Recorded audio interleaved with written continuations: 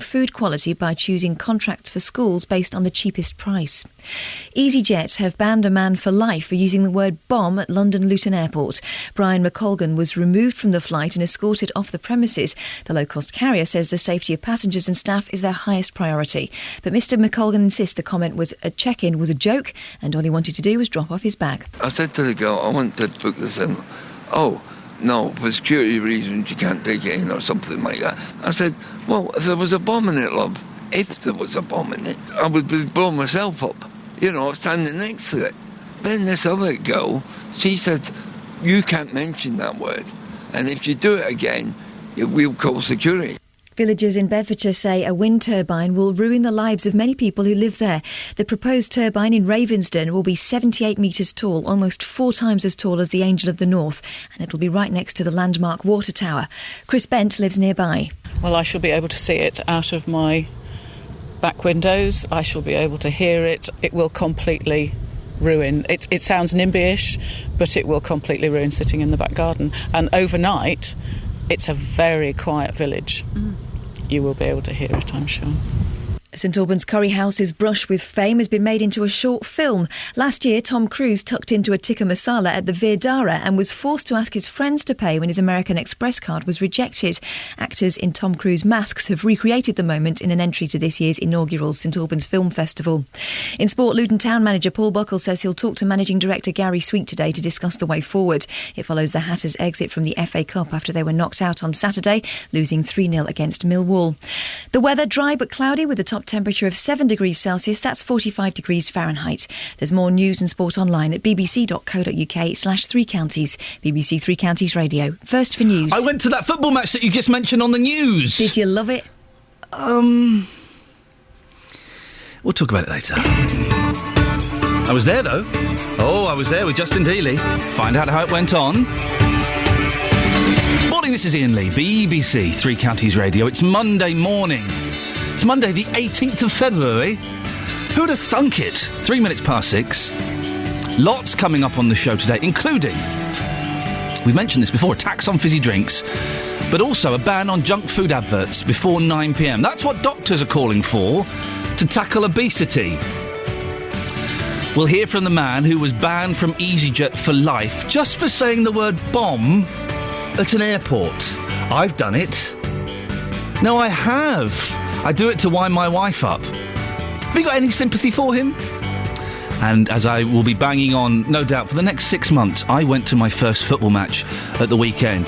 It was interesting, I think we can say. Lots to talk about, as always. Good to get your opinions on these. Facebook.com/BBC3CR. You can send me a text. If you do send a text, include your name, otherwise it don't get read out. 81333, start your text 3CR. Or, look, all of the lines on the telephone system is free. 08459 455 555. BBC Three Counties Radio. We should tax fizzy pop and we should ban junk food adverts before 9 o'clock. Yeah, that'll solve the problem of obesity. Well, this call comes from the Academy of Medical Royal Colleges, which represents around 200,000 UK doctors. It wants to see a dramatic shift in our relationship with junk food to avert the obesity crisis that we're constantly being reminded is just around the corner. Well, Tam Fry is from the National Obesity Forum. Good morning, Tam. Good morning to you. You've seen the recommendations. Are you happy? Not altogether. It's a beginning, but it certainly is not the whole story. And with respect to the Academy, they point out at the top that it's not a total solution, but they've come up with 10 recommendations which they hope will do a lot to bring down the obesity crisis, which you say is about to happen. Well, it's already happened, and we're in the thick of it now. So, Tam, tell me the recommendations that you like and where you think there are shortfalls. OK, well, first of all, I think the tax on drinks is certainly something which should be strenuously considered. Then the advertising ban. The two areas which I'm particularly concerned about is lack of attention to stopping obesity in the first place. We have a problem. What we've got to do is to stop the problem developing, and that is not given enough attention at all in the first place. And particularly, it doesn't zero in on one of the mini epidemics which we have is the size of would-be mothers going into pregnancy and having very fat babies as a result of their size. This tax, we've mentioned this tax on fizzy drinks before. Will it really have any effect? Surely, if fizzy pop is taxed a bit more, people will still buy the pop. They'll just buy, I don't know, less apples or something. It has to be seen, and one of the proposals in this document is that there is a trial of a year just to see what will happen. That's not long enough, however. In order to see whether there is an effect of a tax of this size, you've got to continue it for 2 or 3 years and then have a look at it and then see what's happening. It's certainly been done in other countries, and where other countries have put on the tax and have kept the tax, then I think we've got to look very seriously that they have done their homework and they reckon that it's a good thing. And particularly, there is a very famous model which was produced in Australia for the World Health Organization and the United Nations, which said a tax on fizzy drinks and junk food, in the end, would be cost-saving. And that is because the obesity which results from these bad ingredients would not occur, and therefore all the money spent on the comorbidities, that is to say, the diseases which spring from obesity, would be obviated. So really, it's a win-win situation, and I think that's something which we have to look very seriously at. The junk food adverts, banning that before 9 o'clock, that kind of makes sense to me, because kids see these adverts for McDonald's and all these other, you know, these other foods aren't particularly good for you, and they are affected by those, aren't they? They are indeed, and the advertisements wouldn't happen unless they were affecting the kids. So, if you will, it's cause and effect. If you were to take away those advertisements, then I think the effect of the peer pressure on the children to buy this and buy that would go, and you would see a great improvement. However, that has to be matched by education, because we need very much now to reinstitute into our schools educating children about healthy food and healthy lifestyle. I'm pleased to say that's starting to happen in primary schools, but I really do think that needs to be intensified and also brought into the nursery schools as well. It's interesting you mention that, because I think one of the positive side effects of this horse meat scandal that we've all heard about is that people are becoming more aware of what's in their food, where it's coming from, and perhaps preparing food as well. Precisely so. The shortfall at the moment is that if people are put off buying ready-made food, which has been their basic subsistence diet, then you have to wonder what it is they're going to eat. So, although on one hand it's a good thing, on the other hand it's going to leave a lot of people, for a short period of time probably, in a bit of a quandary as to what to buy and what not to buy. And here in the report there's a lot about food labelling. We don't have sufficient information on our food to allow us to make sensible decisions, and I think that the whole furore over the horse meat is going to actually make sure that manufacturers are told that they've got to label much more accurately what is inside the packet. Tam, always a pleasure to talk to you. Thank you very much. Tam Fry from the National Obesity Forum. So, tax on fizzy drinks, banning junk food adverts before 9 o'clock at night. What do you think? Will that solve the problem? 08459 455 555. Will that help stop this obesity time bomb that's ticking away and is already exploding slightly? According to Tam there, 08459 455 555. Or do you just think, oh, for goodness sakes, come on, walk more, eat less. Get off your backside, kids. Put down that pasty and go for a run around the block. Go and play football with your mates. Go and fly a kite. 08459 455 555. This is a song. Wow. You gotta think about you. I just can't live without you. I really want you, Eleanor, near me. intoxicate me.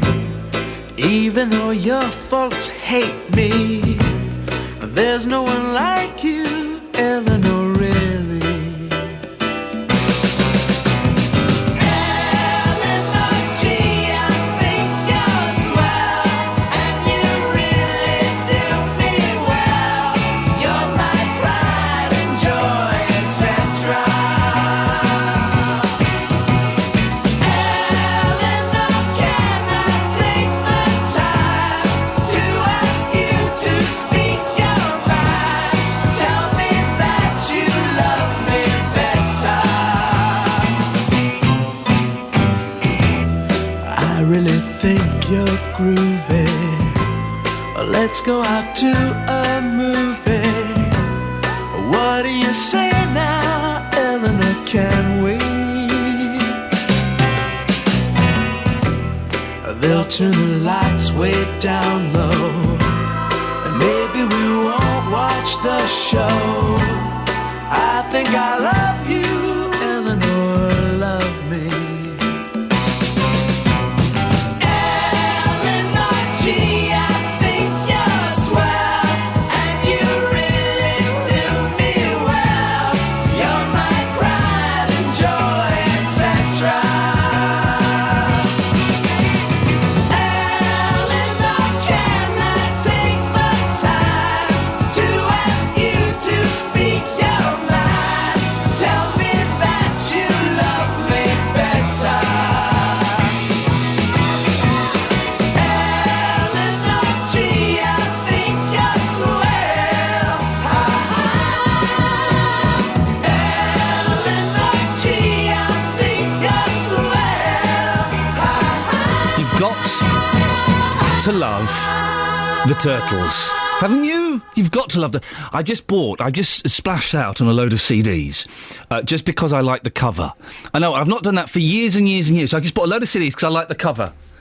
Some of them are brilliant. T and Cara, oh, wonderful. Some of them not so good. I'm struggling with the association at the moment. Yeah, I know, there's a couple of good songs on there, but I'm struggling a little bit. MC Squared, on the other hand, I know. There was a group in the 1960s called MC Squared. And, man, they're strange. 08459 455 555 is the telephone number if you want to give us a call. Putting a tax on fizzy drinks and banning junk food adverts before 9pm. These are some of the calls that are being requested to help stop the obesity time bomb. Do you think that will help? I kind of go along with the adverts. When kids see these adverts for all these food that perhaps isn't quite so healthy, they do go, oh yeah, I want that. Oh, it looks fun. Yeah, I want that. Oh, you get a free toy.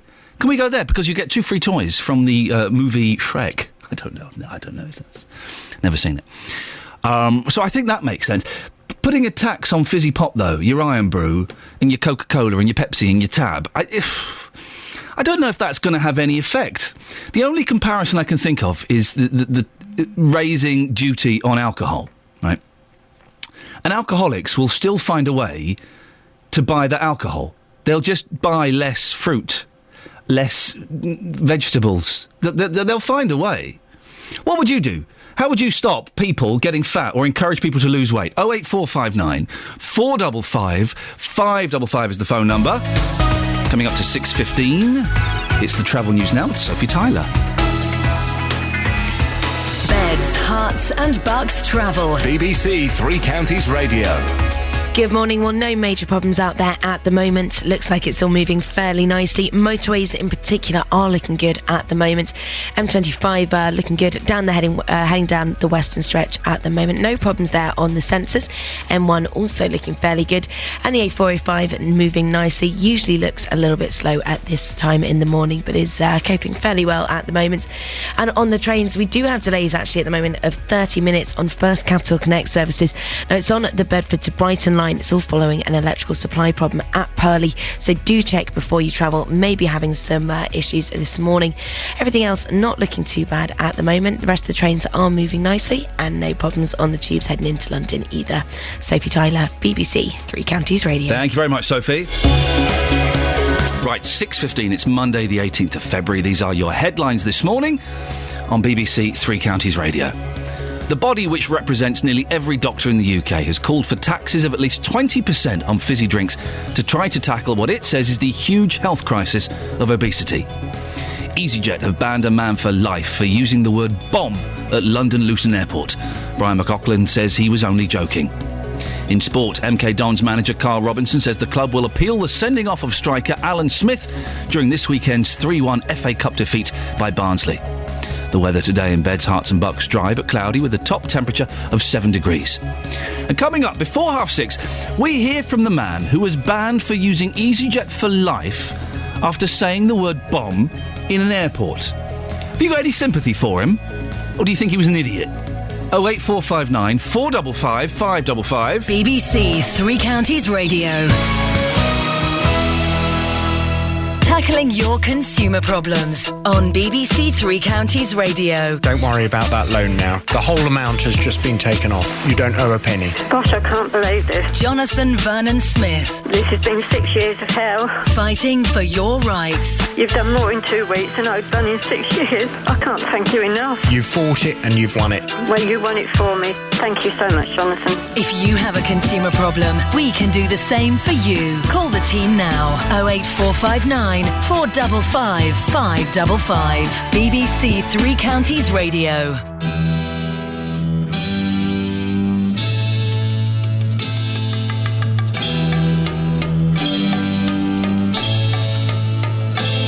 For your love, for your love,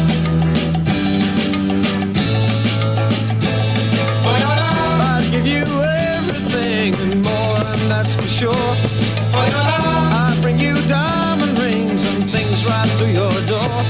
For your love, to thrill you with delight, I'd give you diamonds bright. There'll be days that will excite and make you dream of me at night.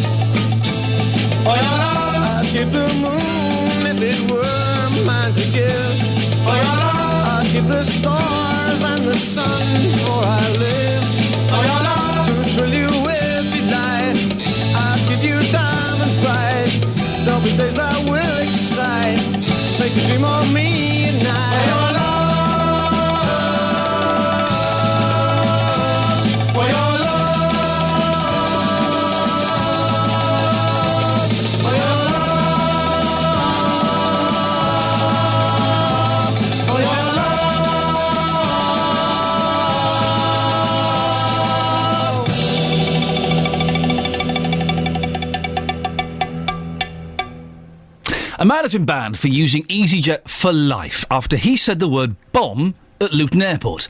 Brian McLaughlin joked with security officers, which then resulted in him being kicked off of the premises. He told our reporter, Justin Dealey, how he completely missed his flight to Lisbon. Well, I walked up to... I wanted to get rid of my bag. I'm wandering around with this bag. It's me in the bag, you know, and you can't leave the bag anywhere. So I went over to the EasyJet thing, and it said 3 hours booking in early. So I walked over and I said to the girl, I want to book this in. Oh, no, for security reasons you can't take it in or something like that. And I started to say, like a silly old man, I said, well, if there was a bomb in it, love, if there was a bomb in it, I would blow myself up, you know, standing next to it. Then this other girl, she said, you can't mention that word. And if you do it again, we'll call security. And I said, well, okay, call security. A big manager comes straight right across the hall. he comes up and says to me, why have you disrespected the girls? I said, you weren't even here. I turned round, the guy's on the phone. I thought, oh no, I walked back to him. I'm standing by him. I said, would you shake my hand, sir? He shook my hand. I said, I only mentioned, I apologise to all of you. Yeah? I goes out for a cigarette later on. This policeman comes up with a machine gun and another policeman with a big machine gun. And they start questioning me about what did I say at EasyJet. I said, I never said anything really. And I tried to explain myself. The next thing, the cops take my passport off me, wanted my driving licence, wrote it all down, and he said, I'll go. I said, could we go somewhere private? I was feeling a bit embarrassed because 2 other security guys had come up. There's 5 of us standing there, everybody's staring at us. I said, can we go somewhere private? He said, no, we're staying here. So anyway, he goes off. He said, I'll go and sort it out with EasyJet. He comes back and he says, I'm afraid, Ryan, that you will not be travelling with EasyJet again. Ever? You're banned from EasyJet. For life? Yeah. You have to leave the airport complex now. I said, would I get my money back? He said, no. I said, I thought Robin Hood wore a mask. And what were you going to Lisbon for anyway? I've got friends over there. I like Portugal. I've travelled over there this year, and I've been in Lisbon, and I've been in the Algarve, and I like it, you know. Okay, just lastly, do you think that our listeners will have any sympathy for you? I know that you in your eyes, you feel that you've done nothing wrong, it was just a flippant comment, but you mentioned the word bomb in an airport. Do you think our listeners will have any sympathy for your case here?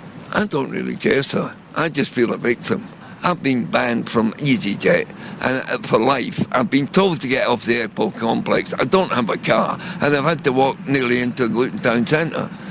I'll be 65 on the 26th of February.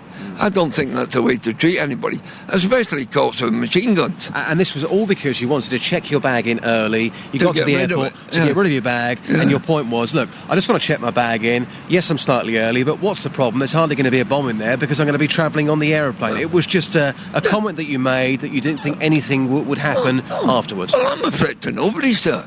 I'm a retired man. I'm a retired hospital porter and steel worker. I've worked 40-odd years.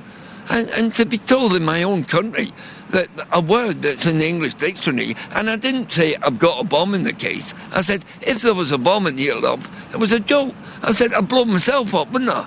It's just nonsense the way they run that airport. You're 2 hours queuing up to get in for security, and they take all your cream off you and all sorts. So, yeah, I feel annoyed. Well, EasyJet declined our invitation to come on the programme this morning, but they have provided us with this response. EasyJet can confirm that a male passenger was denied boarding this morning, this is Friday morning, due to a comment made about carrying a bomb. They say the safety and security of its passengers and crew is their highest priority. They take comments seriously and report them to the police where necessary. Well, Justin Dealey got us that report, and you're back at Luton Airport this morning, aren't you, Justin? I am indeed. Ian, I think what we're going to try and do this morning is find out whether people have got any sympathy whatsoever for Brian and his case here. Clearly, there you heard the views from Brian. He's a very, very angry man. He feels like he's done nothing wrong. He's just said something in the heat of the moment. And there you go. He's been banned from EasyJet for life. And already, Ian, lots of reaction coming in, a bit like this from Paul. Paul, have you got any sympathy for this man at all? Yeah, but as soon as you mention bomb, straight away, the airport's backs are up. You just don't mention that word at all. So you've got some sympathy, but at the end of the day, he's made a silly mistake. He has made a mistake, yeah, straight away. He shouldn't say that. I mean, even if it was a man in his 60s, let's just say you're in the queue, and a man who looks perfectly normal in his 60s, and he mentions the word bomb, would you then be scared? Well, of course, yeah, you shouldn't mention that. Not in airports, not nowadays. I mean, years ago, 20 years ago, wouldn't have been bothered, but now you just don't mention that word.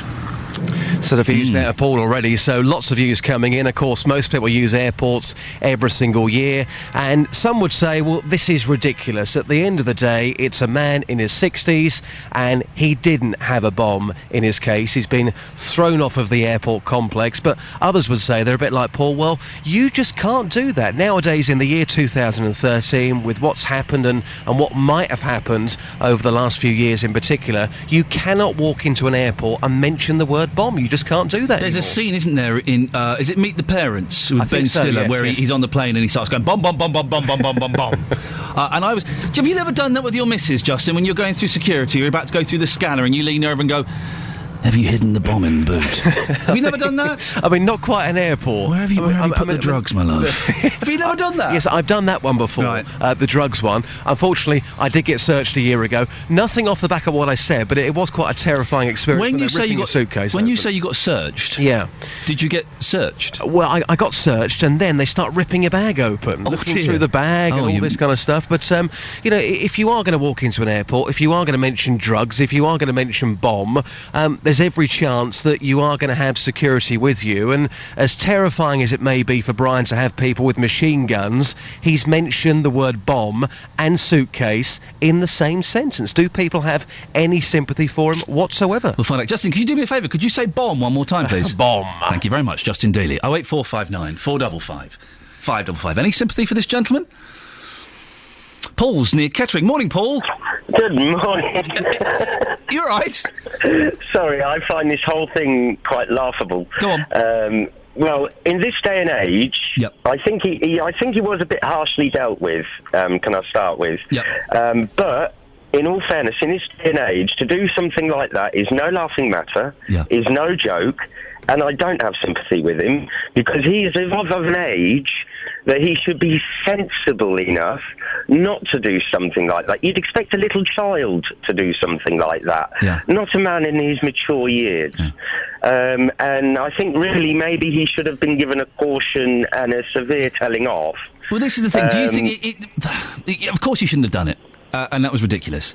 But a slight overreaction. Guns pointed at him. Banned from EasyJet for life. Well, no, the guns. I mean, I was brought up in an army environment most of my life. My dad served in the forces, so I understand that if somebody says bomb, everybody jumps, and you know you've got to sort this out because it could be a life and death situation. Yep. No way should he have done it. And I hope he learns his lesson. And maybe once EasyJet realised, look, he was stupid and he didn't sound like the brainiest man on the planet, I have to say. No offence. But to do something like that, you don't do it. Maybe they should, lift the ban and say, look, OK, but if you ever do it again, then you will be banned from every airport in every country for the rest of your life because you just can't do it. Paul, thank you very much. Paul's strong feelings there. Nick in Hitchin is texted in 81333, starting the text 3CR. Only an idiot will make any reference to any kind of explosive device when travelling on any form of transport. I can completely see both sides of the story. It was just a joke, wasn't it? It was just a badly timed joke. He was frustrated that they wouldn't let him check his bag in, or they wanted to do something with his bag, and he made a flippant, off-the-cuff comment that perhaps if he'd had a little bit longer to think about, he wouldn't have done. Guns pointed at him, banned for life from EasyJet. Is that an overreaction, or do we have to be as careful as that? 08459 455 555. It's coming up to 6:29. Let's get the travel news now. Sophie Tyler. Beds, hearts and bucks travel. BBC Three Counties Radio.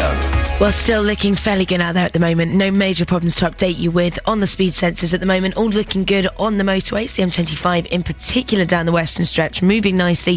M1 also looking good. And the usual delays just outside Greater London looking fairly good at the moment. The North Alton Road moving nicely on the A405 and the A414 also looking fairly good as well. Now through Buckingham, the A428 actually having no problems either. Usually gets a little bit busy at this time in the morning, but does seem to be holding up nicely. Don't forget, we do have delays of 30 minutes on First Capital Connect services on the Bedford to Brighton line, still due to electrical supply problems at Purley. Tickets are being accepted on East Midland and Southern services though, so do check before you travel this morning. So there's more in 15 minutes. Getting beds, hearts and bucks talking. This is BBC Three Counties Radio. Good morning. With the 6:30 headlines, I'm Catherine Boyle. The body which represents nearly every doctor in the UK has called for taxes of at least 20% on fizzy drinks to try to tackle what it says is the huge health crisis of obesity. EasyJet have banned a man for life for using the word bomb at London Luton Airport. Brian McColgan says he was only joking. And a group of Ravensden residents say their part of North Bedfordshire will be ruined if plans for a 78-metre wind turbine get the go-ahead.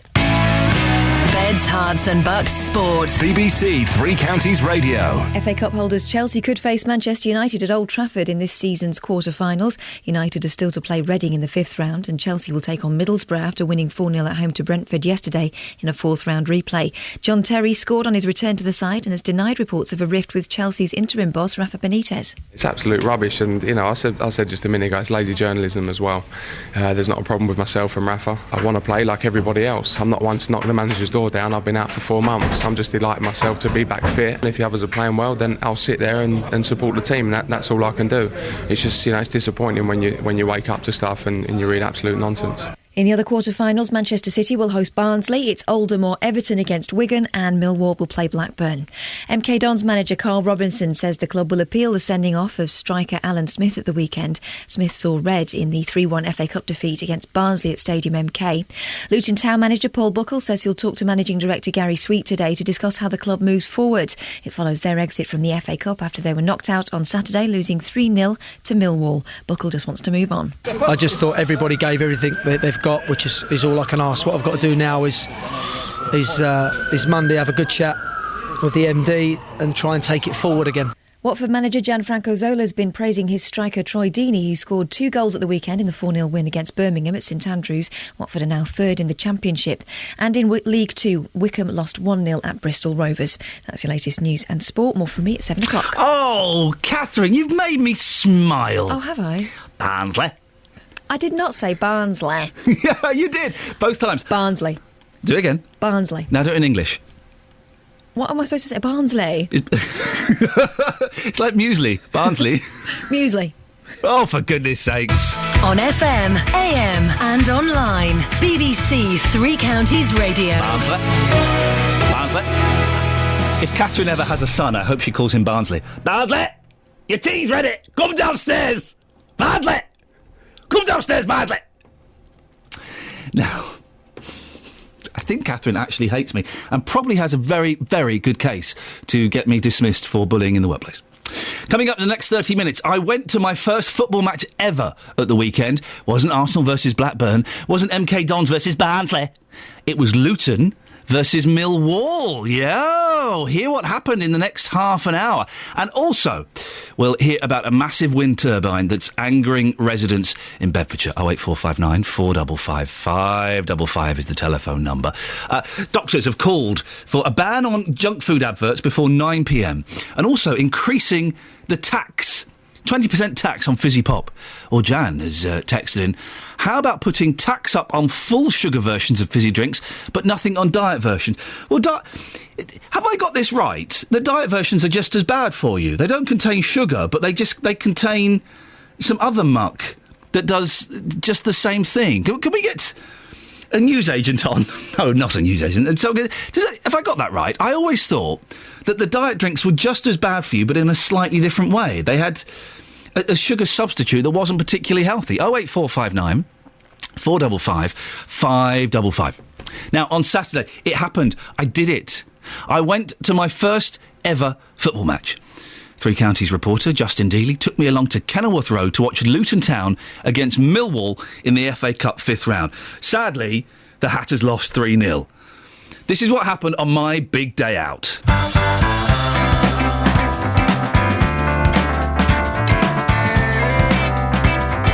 This is very exciting. I'm stood outside the Luton Town Football Club for my first ever football match ever in the world. Luton Town versus Millwall. Justin Dealey, you've brought me here. Hey, I'm a little bit nervous. There are lots of people here. Yeah, absolute sellout crowd today. It's a massive game. It's the FA Cup. It's the 5th round. Luton, of course, if they win today, will be the first side for 99 years to get through to the quarter-finals. So it's huge. Yeah. Forget that. Yeah. Am I going to get beaten up? Well, I mean, looking around, we've seen quite a few police. Not as many as I'd have thought. Lots of stewards here as well. It's well organised, but the atmosphere is going to be intense today. Nobody wants to lose this match. Walking up the street to come up to the stadium, the atmosphere kind of changed a bit. There were police on horses running about. It got a little bit dark. Yeah, absolutely. I think the police, they said to us beforehand, it's a game where they've looked into very, very closely how they're going to police it. Over 300 officers on duty today because they know that both sides have got troublemakers. That's a fact. So their job is to keep those apart today, no matter what happens. I've got these 6 cans of beer. I'm guessing I won't be allowed to take them in. Do you want to help me finish them off? Yeah, I'll finish them off right now. Lovely. Right, the game has started. This is very exciting. Who are you? My name's Darren Jones. And what you've been out on the pitch? I have been out on the pitch, but I cannot say why, as, you know, I might get in trouble. You're the mascot. Might be. I saw you running around out there looking like a complete idiot. Are you enjoying it? Yeah, of course I enjoy it. I've been doing it 15 years, so it's a lot of enjoyment, you know, great atmosphere, and it's great entertaining the Luton Town fans. What's the atmosphere like out there today? It's absolutely brilliant. Do it as we rehearsed. I will do it. It reminds me of the days when we climbed up the leagues from League 2 all the way through to the Championship under the stewardship of Joe Kinnear and Mike Null. Great atmos. All right, what's your prediction for the score? I'm actually going to go for a 2-1 Luton Town win. Excellent stuff. Come on, the Hatters. Yeah, up the town. Henry will cross in towards the far post. A good one. It's just a bit too high for Keogh, but he flicks it back towards goal. And is it offside? No, it isn't. That will stand. Rob Hull scores from absolutely nothing. It's Luton 0, Millwall 2. Right, it's half time. It's 2-0 to Millwall. I'm joined by one of the fans. What's your name, sir? John Piper. John, you enjoying the game? I am, very much so. I think the 2 goals have been totally against the run of play. Possession-wise, we've had a good percentage of the game sort of thing, and we've had the greater of the chances as well. I don't know a lot about football, and it's my first ever football match. Right. But surely it's the goals that are the important thing. It's very much so, to get in the onion net, as they say. Get the ball in the onion net. That's a famous saying. That's what they've got to do. We've had our chances. Their keeper's been catching a lot of balls from corners and so forth. That's what the goalkeepers do. They do catch the ball, but hopefully he'll let one through in the second half for us. I'm noticing you've got lots of badges on you. What's that all for, John? Well, I just go to all the games, home and away, and I collect a badge every ground I go to. And you're wearing them on your hat. Let's have a little look at what you got. You've got the Tamworth Football Club, Matlock Town, right. Luton Town. That must weigh your head down quite a bit. It exactly does, yeah. I'll get rust fatigue if I'm not careful. Yeah, if it rains. Yeah, very much so. But anyway, going back to the game, yeah, we just need second half now. The players are really up for this. They're very focused, and just hope we can go forward from here. Listen, you go and get yourself a bit of Bovril. Do you still have Bovril? Oh, so we have Bovril, hot dogs, you name it. We have the lot here. Go and have a hot dog and enjoy the rest of the game. Very nice to meet you, sir. Thanks so much, Ian. Brilliant. Bovril, hot dogs, you name it, they've got it. Excellent stuff. It was a cracking afternoon. That's what happened up until half-time. Hear what happened in the second half. We'll get a bit more fan reaction as well. And will I be going? Have I got the football bug? That's the question. The answer's no, but yeah. On the other side of the street I knew stood a girl that looked like you. I guess that's deja vu, but I thought this can't be true, cause you moved to West LA or New York or Santa Fe or wherever to get away from me. Oh, but that one night was more than just right. I didn't leave you, cause I was all through. Oh, I was overwhelmed and frankly scared as hell, because I really fell for you. Oh, I swear to you, I'll be there for you. This is not a drive-by. Just a shy guy looking for a two-ply. Hefty thing to hold my love. Barnsley. Barnsley.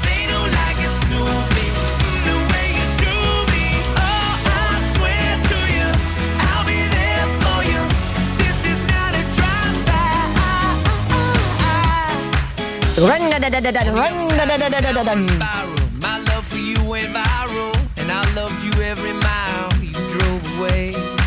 But now here you are again, so let's skip to how you've been and get down to the more than friends at last. Oh, but that one night is still the highlight. I didn't need you until I came to, and I was overwhelmed and frankly scared as hell, because I really fell for you. Oh, I swear to you, I'll be there for you. This is not a drive-by. Just a shy guy looking for a two-ply. Hefty thing to hold my love. When you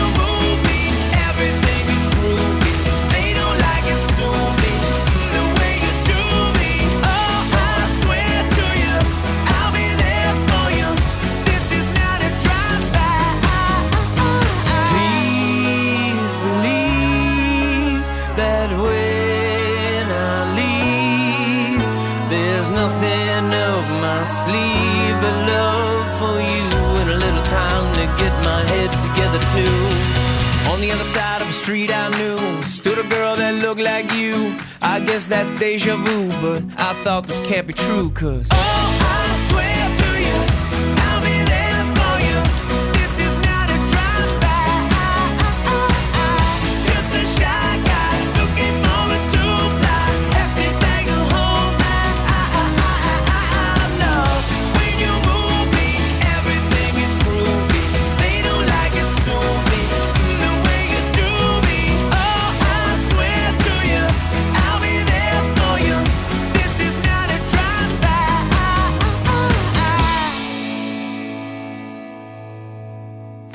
Train, drive-by, I like that song. If you go to the Facebook page, you can have your comment about that gentleman who said bomb at an airport, got banned from EasyJet for life. Guns pointed at him, escorted off the premises, banned from EasyJet for life. You can go there, facebook.com/BBC3CR. Do go on there, have a little argument, but play nice. Play nice, for goodness sakes. Oh, there's an ask about Mark Wahlberg, the worst actor in the world. Facebook.com/BBC3CR, or you can give us a call, 08459 455 555. Someone, an old man in his 60s, says bomb at an airport, guns pointed at him, escorted off the premises, banned from EasyJet for life. Any sympathy for him at all? Should have a look at the front pages. The Guardian, the fat man of Europe, and there's a picture of him.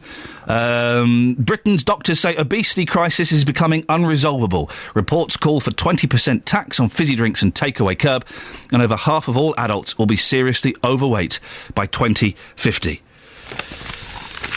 Wowzers. The Daily Telegraph. Mid-staffs police to study new evidence. Police and prosecutors are examining new evidence about the Stafford Hospital scandal that could lead to criminal charges. There's more on this story about Oscar Pistorius. There are talk that a bloodied cricket bat may have been found on the premises. Schools blamed for horse meat scandal. Excuse me? Schools blamed for horse meat scandal? Not the abattoirs. Schools, hospitals and prisons should be blamed for the horse meat scandal for driving down food quality to cut costs, the chief executive of the frozen food chain Iceland claimed yesterday. My first ever job was at Iceland. It was at B-Jams, but then they became Iceland. Yep. Malcolm Walker said supermarkets should not be held responsible for the scandal, but claimed that much of the public sector was reliant on dodgy cutting houses and backstreet manufacturers.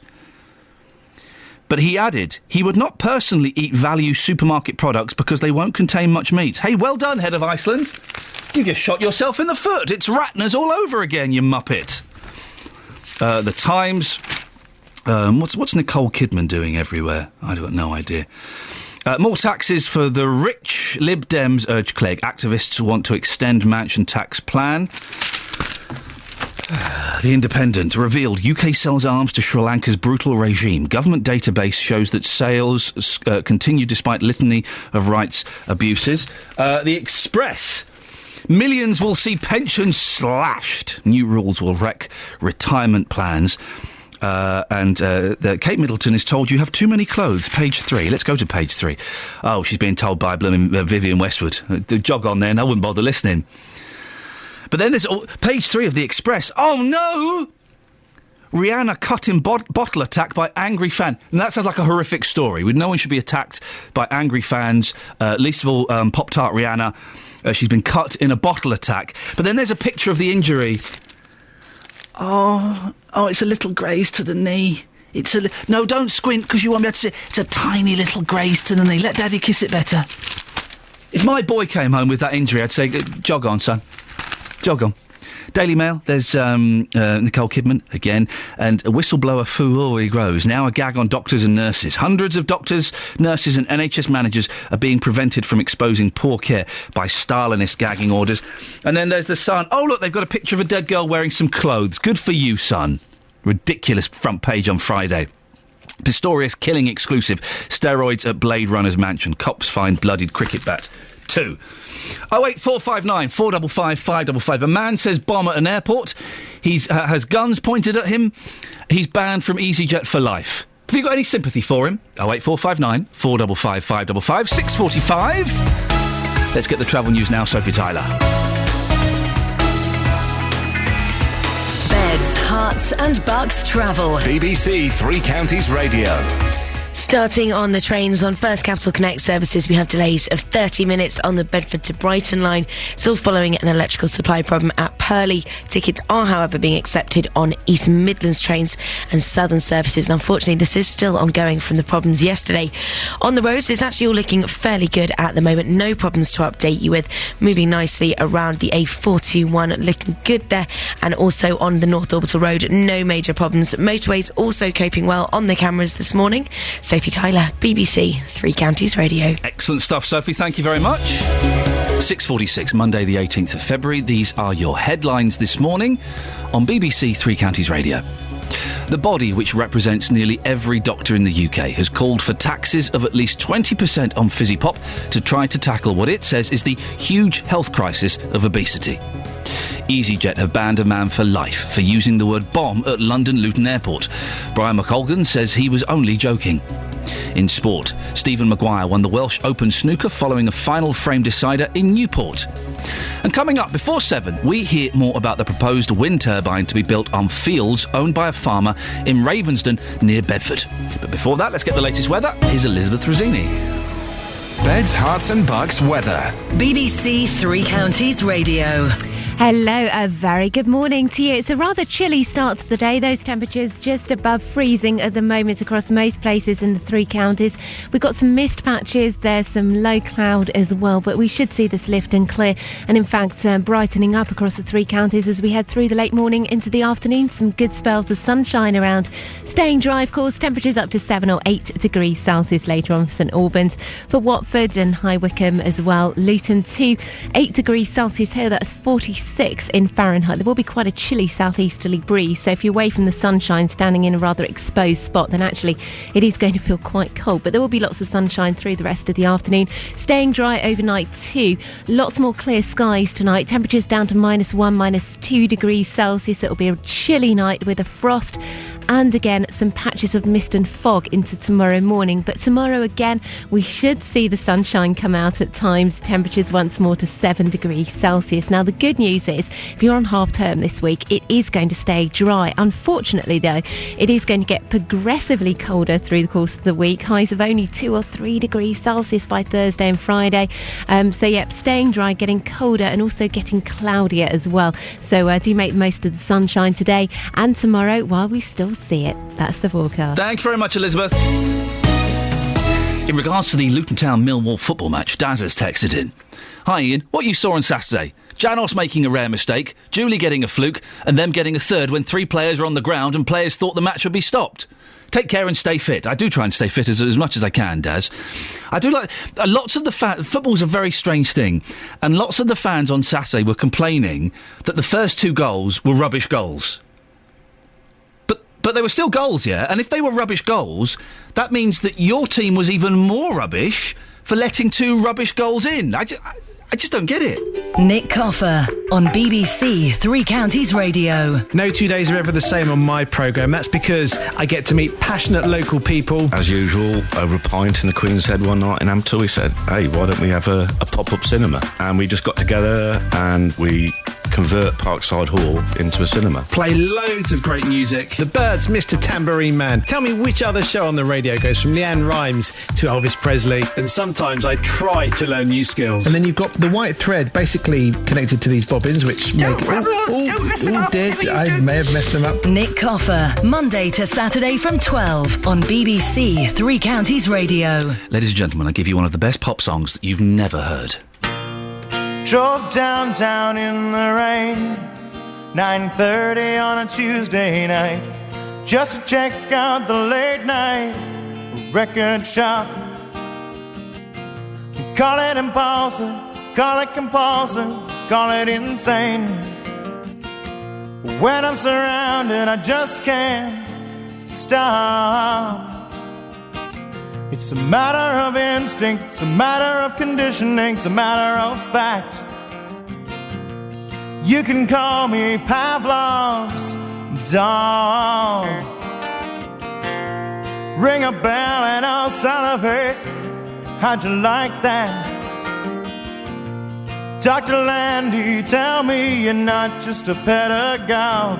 'Cause right now I'm lying in bed, just like Brian Wilson did.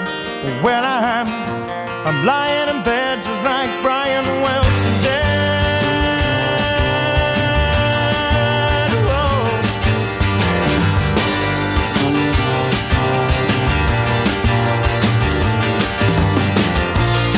So I'm lying here, just staring at the ceiling tiles, and I'm thinking about what to think about. Just listening and re-listening, smiley smile, and I'm wondering if this is some kind of creative job, because I'm lying in bed, just like Brian Wilson did. Well, I'm lying in bed, just like Brian Wilson did.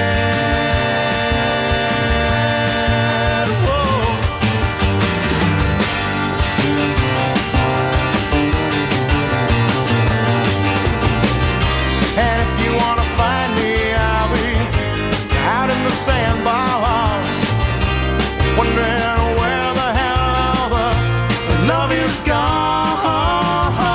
Playing my guitar and building castles in the sun. Whoa, whoa, whoa, and singing fun, fun, fun.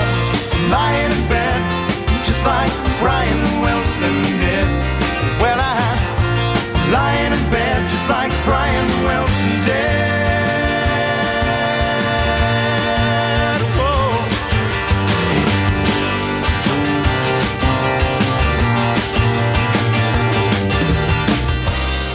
I had a dream that I was 300 pounds, and though I was very heavy, I floated till I couldn't see the ground. I floated till I couldn't see the ground. Whoa, somebody help me, I couldn't see the ground. Somebody help me, couldn't see the ground. Somebody help me, because I'm lying in bed, just like Brian Wilson did. Well, I'm lying in bed, just like Brian Wilson did. Ooh, yeah. Drove downtown in the rain, 9:30 on a Tuesday night, just to check out the late night record shop. Late night record shop. Call it impulsive, you can call it compulsive, you can call it insane. When I'm surrounded, I just can't stop.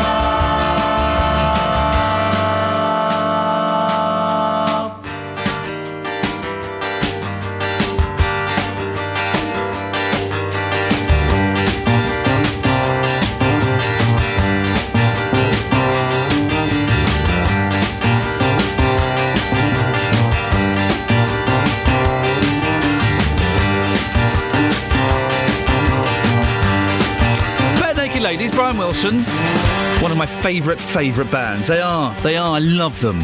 Wonderful stuff. Now, here's something. It'll be nearly 4 times the height of the Angel of the North and 1.5 times the height of Nelson's Column, and it's angered villagers in Bedfordshire. It's a proposed wind turbine to be built on fields owned by a farmer in Ravensden near Bedford. Well, our reporter Jane Killick went to Ravensden, where she met Chair of the Parish Council Helena Walker, Ward Councillor Stephen Moon and resident Chris Bend. We moved here 5 years ago. My husband works in central London, and we put up with the travelling that he has to do because we wanted to live in a quiet village. And it doesn't matter what the developers say, until it's actually up, we're not going to know how much we can hear, how much we can feel, what effect it's going to have on bird life or anything like that. But we do know what we can see, or what we will see, and it will be a complete eyesore. My husband's family, they've lived in the village for years and years. In fact, his mother was born here, and she has told us the water tower was actually erected in 1951. And, I mean, on a nice clear day, it can be seen all over Bedfordshire, right as far as the M1 and the Sharpenhoe Clappers. I've known people have seen it from there. We should explain that it's going to be right next to that water tower. Yes, and standing double the height. More than twice the height. More than twice the height, and moving. Yeah. So if you can picture that standing here looking at the water tower, you just cannot believe it, what it would look like. Well, I shall be able to see it out of my back windows. I shall be able to hear it, I imagine. I mean, they say that, it's a good place to be because of the wind, but with the current climate, if you read meteorological sites, they say we don't have enough wind. They only work to maximum as sort of 35% efficiency. Well, that's our reporter Jane Killick reporting there. What is the impact of wind turbines, though? Rob Norris is from Renewable UK, the trade association for wind, wave and tidal energy. Rob, lots of people there saying they were worried about the noise, but they didn't know if it would make any noise. What kind of noise do you get from these wind turbines? Well, modern wind turbines are really quiet, Ian. What you have to do if you're applying to put one up is to actually produce a full report saying how quiet they're going to be, and that has to be looked at by planners and by environmental health people in great detail before you're actually allowed to go ahead with the plans. I don't want to be technical about it, but it's only allowed to be as quiet as the sort of gentle swish of the blades heard from about 800 metres away. So that sort of gives an idea of how quiet they are these days. It's a very common problem that people think they're going to be noisy, and then when they get put up, they think, oh, I can't hear anything. We take coachloads of people to wind farms and stand them right underneath them, and the first thing they say is, I thought it would be really noisy, and it isn't. We heard residents there were worried about what it would look like. Should they be worried? Well, visual impact is a really interesting question, because a lot of people find when they look at wind turbines that they don't have a problem with the way they look. And that's partly because they're designed to sort of blend in as far as possible with the landscape, but also because when they see the blades turning, they know what they're doing. They're generating clean electricity, and they're doing that for local people. So local people are getting green power, and that's a really good thing. Are they that efficient, though? Well, yeah, that's another thing I wanted to pick them up on in the comments that they made. Somebody said 35%. It's not that they work 35% of the time, and you often hear this, and it's a really common mistake. All that's saying is, well, first of all, they actually work about 80 to 85% of the time, because you need very little wind to get the blades turning. So they're always, or nearly always, generating clean energy. But the 35% of the time thing refers to how much of their total maximum output if they were going at full pelt. It's just like saying if you had a car that could drive at 50 miles an hour, if you don't drive your car at 150 miles an hour all the time, that the car is inefficient. Of course it's not. You drive your car at 30 or 40 miles an hour, depending on the conditions. You wouldn't want it to go full whack the whole time, because you cause a car crash. So that's where that 35% kind of misunderstanding comes from. It's not that. It's about 80 to 85%. Rob, listen, we have to end it there. I find it fascinating. I have to say, can I put my cards on the table? I think wind turbines are beautiful. I would have no objection to having one near me. I think they look stunning. And that gentle swish, I think, is very relaxing. Is that just me, being an old hippie, an old soap? 08459 455 555. Would you be offended if there was a wind turbine near you? Let's get the travel news now with Sophie Tyler. Beds, hearts and bucks travel. BBC Three Counties Radio. We're starting to look slow out there at the moment, starting on the motorways, heading south on the M1, slow between junction 10 at Luton Airport and 9 at Redbourne, and anti-clockwise on the M25, slow where you'd expect between 26 at Waltham Abbey and 25 at the A10 for Enfield, also slow again between junction 21 at the M1, and also moving fairly slowly now as well on the A405 at North Orbital Road at the M25 at junction 21A roundabout. Usual delays there, and delays of 30 minutes on First Capital Connect on the Bedford to Brighton line, all following an electrical supply problem at Purley, so do check before you travel. Sophie Tyler, BBC Three Counties Radio. Thank you, Sophie. So, a man walks into an airport, he says the word bomb, he has guns thrust at him and is banned from EasyJet for life. Have you got any sympathy for him? We'll discuss this more after the news with Catherine Boyle. Getting beds, hearts and bucks talking. This is BBC Three Counties Radio.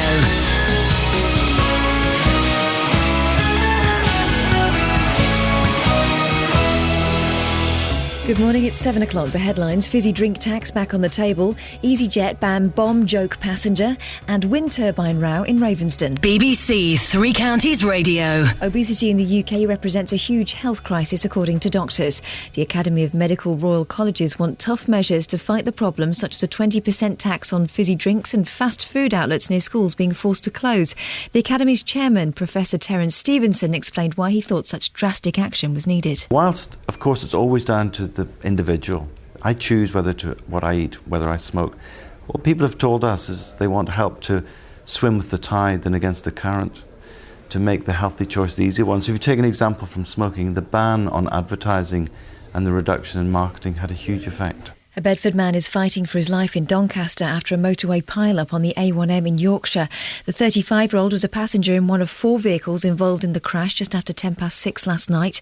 One driver died and a 26-year-old man from Doncaster has been arrested on a suspicion of dangerous driving. The Environment Secretary Owen Paterson is set to meet representatives from Britain's supermarkets later to discuss the horse meat scandal. Here's Simon Clemison. The government is trying to keep up the pressure on the retailers, who it says are ultimately responsible for what they put on their shelves. Iceland has tried to shift the attention onto councils, believing they drive down food quality with cheap contracts for schools and hospitals, although local authorities say it is the suppliers who are at fault. Today, though, the focus is on the supermarkets and how they aim to restore confidence. A passenger has been banned for life from EasyJet flights after using the word bomb at London Luton Airport. Brian McColgan insists his comment at check-in was a joke and all he wanted to do was drop off his bag. He says the armed police didn't appreciate his sense of humour. I never said anything, really, and I tried to explain myself. The next thing, the cops take my passport off me, wanted my driving licence. He comes back and he says, I'm afraid, Brian, that you will not be travelling with EasyJet again. You're banned from EasyJet. You have to leave the airport complex now. I said, would I get my money back? He said, no. A group of Ravensden residents say their part of North Bedfordshire will be ruined if plans for a 78-metre wind turbine get the go-ahead. The structure, which is almost 4 times as tall as the Angel of the North, would be built right next to the village's water tower. A St Albans curry house's brush with fame has been made into a short film to be screened at the inaugural St Albans Film Festival. Last year, Tom Cruise tucked into a tikka masala at the Veer Dara and was forced to conduct a whip round when his American Express card was rejected. In sport, Manchester City manager Roberto Mancini says the club can still win the Premier League despite trailing leaders Manchester United by 12 points with 12 games of the season remaining. And the weather, dry but cloudy with a top temperature of 7 degrees Celsius, that's 45 degrees Fahrenheit. There's more news and sport online at bbc.co.uk/3 counties. BBC Three Counties Radio. First for news. To stop my boys discovering the wonderful world of fizzy pop, Catherine, whenever I have a glass of Coke or Pepsi, but it's Coke, and it looks like a fun drink. It's dark, it's fizzy. There's what's that, Dada? Can I try some? Oh no, it's medicine. It's medicine. You wouldn't like it. And so they go, oh, no, I'm not interested. Do you have any tips for getting your kids not to drink that stuff, or do you just pour it down their necks, you northern naughty lady? I don't. I say it's not very good for them. I let them have it. They probably have it twice a year. Parties, Christmas. Wowzers. And they only have, 1 glass. So they are really the Charlie Bucket of fizzy pop. Your Charlie Bucket references just after 7. Come on. We're in. This show has finally taken off. Bare Naked Ladies, Charlie Bucket. Morning, this is Iain Lee, BBC Three Counties Radio. How do you stop your kids drinking fizzy pop? Tell mine it's medicine. Oh, it's medicine, you won't like that. Oh, no, you say the M word, they're off. They're in another part of the house. They're in the West Wing. Well, a tax on fizzy drinks and a ban on junk food adverts before 9pm. That's what doctors are calling for to tackle obesity. Do you think they're good calls, good decisions? What would you like to see done? How do you stop your kids eating junk and drinking junk? 08459 455 555. We'll hear from a man who's been banned from EasyJet for life for saying the word bomb at an airport. Any sympathy for him? And I went to my first football match at the weekend. It was interesting. 08459 455 555. BBC Three Counties Radio. You can go to facebook.com/BBC3CR as well. Now, we should tax fizzy drinks and then we should ban junk food adverts before 9pm. Is that really going to solve the obesity problem? The call comes from the Academy of Medical Royal Colleges, which represents around 200,000 UK doctors. It wants to see a dramatic shift in our relationship with junk food to avert the obesity crisis that we're constantly being reminded is just around the corner. Well, we can talk now to Dr. Iain Malhotra. He's a cardiologist from the Academy of Medical Royal Colleges Obesity Steering Group. Good morning, Doctor. Good morning. Now, you authored the report that makes these recommendations. What are the main ones? Well, I think that there are actually quite a few recommendations, up to 10, but to concentrate on the two that you have mentioned already, one is calling for a 20% tax on sugary drinks, and the other one is calling for the ban of all junk food advertising before 9 p.m. watershed, as well as on the internet. I think that the ban on junk food advertising is a fantastic idea because they look so colourful and so glamorous, and kids go, yeah, I want that. You get a free toy with it. I want to go there. But the tax on fizzy drinks, is there any evidence that will work? Yes, actually there is. So there's been health and fiscal modelling done already, especially in the United States, and a 20% tax on fizzy drinks would not only save thousands of heart attacks and strokes, prevent the development of type 2 diabetes, but also the revenue that would be raised from this could be used to subsidise healthier foods. But the revenue wouldn't subsidise healthier foods, would it? You can't specify where that extra tax goes. That just goes into the pot, doesn't it? Sure, but I think that if we emphasise that, then hopefully that could be utilised for that purpose. It doesn't work with alcohol, does it? Because alcoholics, the revenue that goes up on alcohol, but they just buy less apples and less other things and still get the booze, don't they? Sure, but I think it has worked with tobacco. And what I think the important point to be made here is one of the reasons that we did this review is that clearly we are not getting to grips with the obesity problem. 60% of the adult UK population are overweight or obese. 1 in 3 children, by the time they leave primary school, are overweight or obese, and that's increasing. And the reason that we're not beating obesity is we've not tackled the root cause, and the root cause is a food environment. Now, in terms of sugary drinks in particular, we know that up to a third of sugar consumption that children have is through these drinks, and these drinks are actually particularly harmful to health because sugar in liquid form is not only potentially toxic to the liver, but it increases the risk of diabetes. But what's most interesting, and what a lot of people don't realise, and the emerging evidence on science is telling us that sugar also has a role in driving appetite. So, yeah, they're kind of empty calories. That, but Doctor, why should I like a glass of cream soda and iron brew? Why should I be punished? Well, you're not being punished, really. Ultimately, we want to do what's best for people's health. And actually, that's a really important point you make, because there's nothing wrong with having the occasional treat. I like the occasional treat myself, although I wouldn't touch these sugary drinks in particular. But the problem is our food environment is such, and fueled by marketing, is that what used to be the occasional treat has now become part of our daily diet. And Doctor, we have to end it there. Sorry to cut you short. I know you've got a busy morning ahead of you. Dr. Iain Malhotra. He's from the Academy of Medical Royal Colleges Obesity Steering Group. Well, what do you make of that? I can understand the banning of junk food adverts before 9 o'clock for kids, okay, because that will stop them seeing them. But fat people still watch TV after 9 o'clock. I have evidence of this. I've seen this happen. I've seen a fat person watching television after 9 o'clock. So, will it have any effect on grown-ups? And this tax on the drinks, it's all very well and good saying, well, yes, the money that's generated from this tax could be used to promote healthier eating, but it doesn't work like that. It will go into the pot and would pay for roads, or you can't specify where you want it to go. What would you do? Okay, here's the thing. You're in charge of everybody's health in the UK. What would you do to solve the obesity problem? 08459 455 555. We're talking about wind turbines. There's talk of a wind turbine being built in Ravensden. Ravensden, it's going to be huge, apparently. It's going to be absolutely massive. What do you think about that? Belle is in Ravensden. Good morning, Belle. Hello. Hello, Belle. You're very perky at this time of the day. Yeah, I know. I've got to go to work in a few minutes, so I'm up quite early. Oh, OK. Well, we'll keep focus on this. You live in Ravensden. Are you looking forward to this beautiful wind turbine coming? I'm not at all, actually. I love wind turbines, but not in the place where it's going to be. In your back garden? Pretty much, yeah. Well, why? That seems a bit hypocritical, isn't it? Well, I think they're great because in some places, like on coastlines, they can look amazing. But where they're going to put this, it's actually, there's a major monument to Bedfordshire right next door, and it's going to take away from what I think is actually quite a beautiful building. So, Belle, some people would say this is NIMBYism, not in my backyard, at its finest. You're saying you like them, but just not in Ravensden, please. No, I think even if they did, I mean, I'm not saying they shouldn't put one in Ravensden anywhere. If it was right across the field, somebody where people couldn't really see it that much, and it didn't take away from something. But this water tower's been there since 1951, the year my dad was born, so it's quite a long time it's been there. And it just would totally take away from what is quite a monument to Bedfordshire. But a water tower? Well, it's only a water tower, perhaps, but you can see it from so far away. Yeah, I'm just Googling this water tower. That is flipping ugly.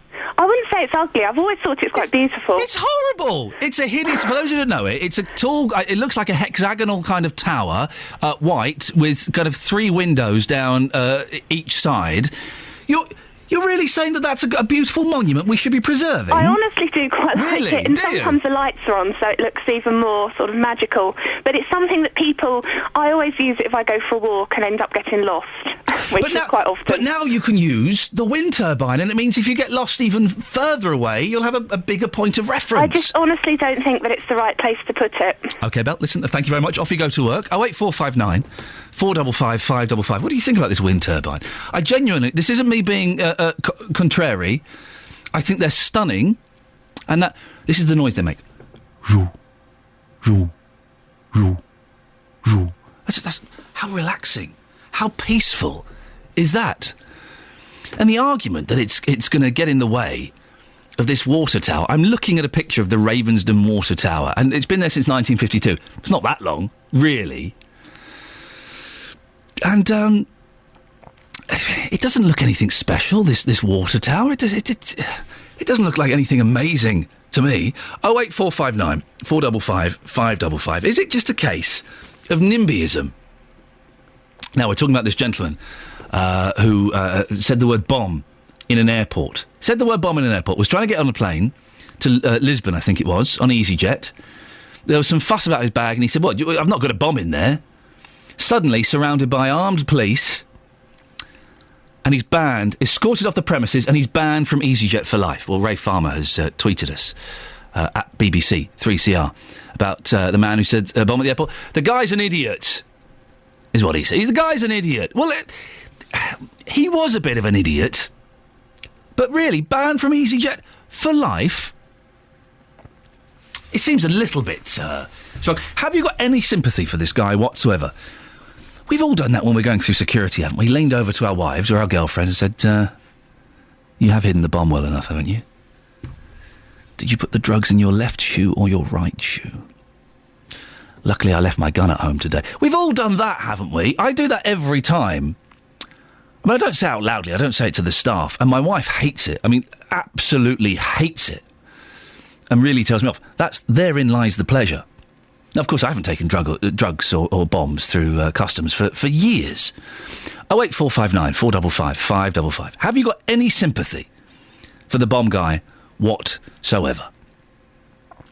Pauline has texted in, I think wind turbines are majestic, but would be upset if one was built near me.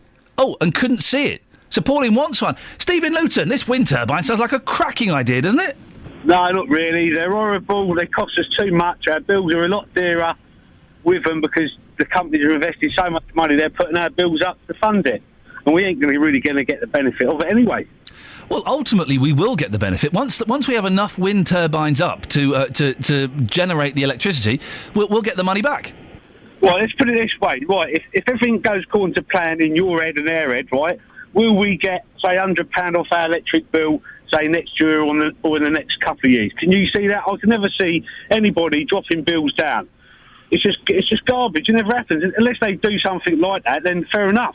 But I don't... We've had the technology for that stuff for years. Yeah. Why do it now? I mean... Because we're running out of coal and gas and oil. Well, use nuclear. Well, that's one argument. But with these wind turbines, Steve, they're less dangerous, they present no threat, and they're beautiful, aren't they? No, they're not beautiful. They're an eyesore. It's better than a water tower in Ravensden. Well, I don't care. They're an eyesore. And at the end of the day, it ain't just about what they look like. It's obviously always down to the ballpoint figure, isn't it? And at the end of the day, we're paying more for our bill to subsidise these, you know. But, Steve, if they were to build nuclear generators, we'd have to pay more for those. Well, I don't know, but at the end of the day... Well, yeah. Yeah, all right, but it's down to the governments as well for not investing, 20, 30 years ago. But let's do the investment now, Steve, so that we're prepared for 30 years' time, for the year 2043. Lovely, yeah. Excellent stuff indeed. Steve, I think we agreed at the end there. Stephen Luton, thank you very much. Indeed, 7:15, travel news, Sophie Tyler. Beds, Hearts and Bucks travel. BBC Three Counties Radio. Heading south on the A1M, it's partly blocked with queuing traffic following an accident. 3 vehicles involved between junction 8 at Stevenage and 7 as well. Heading south on the M1, also slow between 11 at Dunstable and 10 at Luton Airport. And anti-clockwise on the M25, very slow at junction 21 at the M1, while also slow again between junction 26 at Waltham Abbey and 25 at the A10 for Enfield. Usual delays in that area though. And on the trains, don't forget we had delays of half an hour on First Capital Connect services on the Bedford to Brighton line following an electrical supply problem at Purley. Unfortunately, still ongoing from yesterday. Sophie Tyler, BBC Three Counties Radio. Thank you very much, Sophie. Morning, it's 7:15. It's Monday, the 18th of February. These are your headlines this morning on BBC Three Counties Radio. The Academy of Medical Royal Colleges is calling for tough measures to fight obesity in the UK, which it's calling a huge health crisis. A passenger has been banned for life from EasyJet flights after using the word bomb at London Luton Airport. In sport, MK Dons manager Carl Robinson says the club will appeal the sending off of striker Alan Smith at the weekend. The weather today, Beds, Hearts and Bucks, dry but cloudy with a top temperature of 7 degrees. Coming up, a Bedfordshire widow's life will finally get back to normal after years of living with raw sewage seeping from her garden. We find out more before 8 o'clock. BBC Three Counties Radio. There are so many ways to listen to Three Counties Radio. On FM 95.5, 103.8 and 104.5. On AM 630 and 1161. Online at bbc.co.uk/Three Counties. And now on DAB Digital Radio. Search for us, BBC 3CR. Bringing local radio to you in more ways than ever. BBC Three Counties Radio. Morning, this is Iain Lee, BBC Three Counties Radio, 08459 455 555. Now, this is a story that a lot of you have got opinion on. I want you to listen to this and let me know if you have any sympathy for this man whatsoever or if you think he's an idiot. Okay, that's the question. Sympathy or is he an idiot? Should you be allowed to say the word bomb at airports? Brian McColgan joked with security officers about a bomb being in his bag. But as a result of that, he completely missed his flight to Lisbon and was banned from EasyJet, as he explained to our flight correspondent, Justin Dealey. Well, I walked up to... I wanted to get rid of my bag. I'm wandering around with this bag. It's me in the bag, you know, and you can't leave the bag anywhere. So I went over to the EasyJet thing, and it said 3 hours booking in early. So I walked over and I said to the girl, I want to book this in. Oh, no, for security reasons you can't take it in or something like that. And I started to say, like a silly old man, I said, well, if there was a bomb in it, love, if there was a bomb in it, I would blow myself up, you know, standing next to it. Then this other girl, she said, you can't mention that word, and if you do it again, we'll call security. And I said, well, okay, call security. A big manager comes straight right across the hall. He comes up and says to me, why have you disrespected the girls? I said, you weren't even here. I turned round, the guy's on the phone. I thought, oh no, I walked back to him. I'm standing by him. I said, would you shake my hand, sir? He shook my hand. I said, I only mentioned, I apologise to all of you. Yeah? I goes out for a cigarette later on. This policeman comes up with a machine gun and another policeman with a big machine gun. And they start questioning me about what did I say at EasyJet. I said, I never said anything really. And I tried to explain myself. The next thing, the cops take my passport off me, wanted my driving licence, wrote it all down, And he said, I'll go. I said, could we go somewhere private? I was feeling a bit embarrassed because 2 other security guys had come up. There's 5 of us standing there, everybody staring at us. I said, can we go somewhere private? He said, no, we're staying here. So anyway, he goes off. He said, I'll go and sort out with EasyJet. He comes back and he says, I'm afraid, Brian, that you will not be travelling with EasyJet again. Ever? You're banned from EasyJet. For life? Yeah. You have to leave the airport complex now. I said, would I get my money back? He said, no. I said, I thought Robin Hood wore a mask. And what were you going to Lisbon for anyway? I've got friends over there. I like Portugal. I've travelled over there this year, and I've been in Lisbon, and I've been in the Algarve, and I like it, you know. Okay, just lastly, do you think that our listeners will have any sympathy for you? I know that you in your eyes, you feel that you've done nothing wrong, it was just a flippant comment, but you mentioned the word bomb in an airport. Do you think our listeners will have any sympathy for your case here? I don't really care, sir. I just feel a victim. I've been banned from EasyJet and for life. I've been told to get off the airport complex. I don't have a car, and I've had to walk nearly into the Luton Town Centre. I'll be 65 on the 26th of February. I don't think that's the way to treat anybody, especially cops with machine guns. And this was all because you wanted to check your bag in early. You got to the airport to get rid of your bag, and your point was, look, I just want to check my bag in. Yes, I'm slightly early, but what's the problem? There's hardly going to be a bomb in there because I'm going to be travelling on the aeroplane. It was just a comment that you made that you didn't think anything would happen afterwards. Well, I'm a threat to nobody, sir. I'm a retired man. I'm a retired hospital boy and steel worker. I've worked 40-odd years. And to be told in my own country that a word that's in the English dictionary, and I didn't say I've got a bomb in the case. I said, if there was a bomb in the airloft, it was a joke. I said, I'd blow myself up, wouldn't I? It's just nonsense the way they run that airport.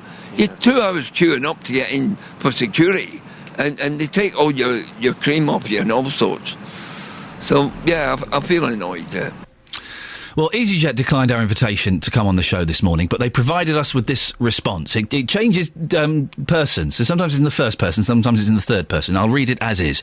EasyJet can confirm that a male passenger was denied boarding this morning due to a comment made about carrying a bomb. This is from Friday morning.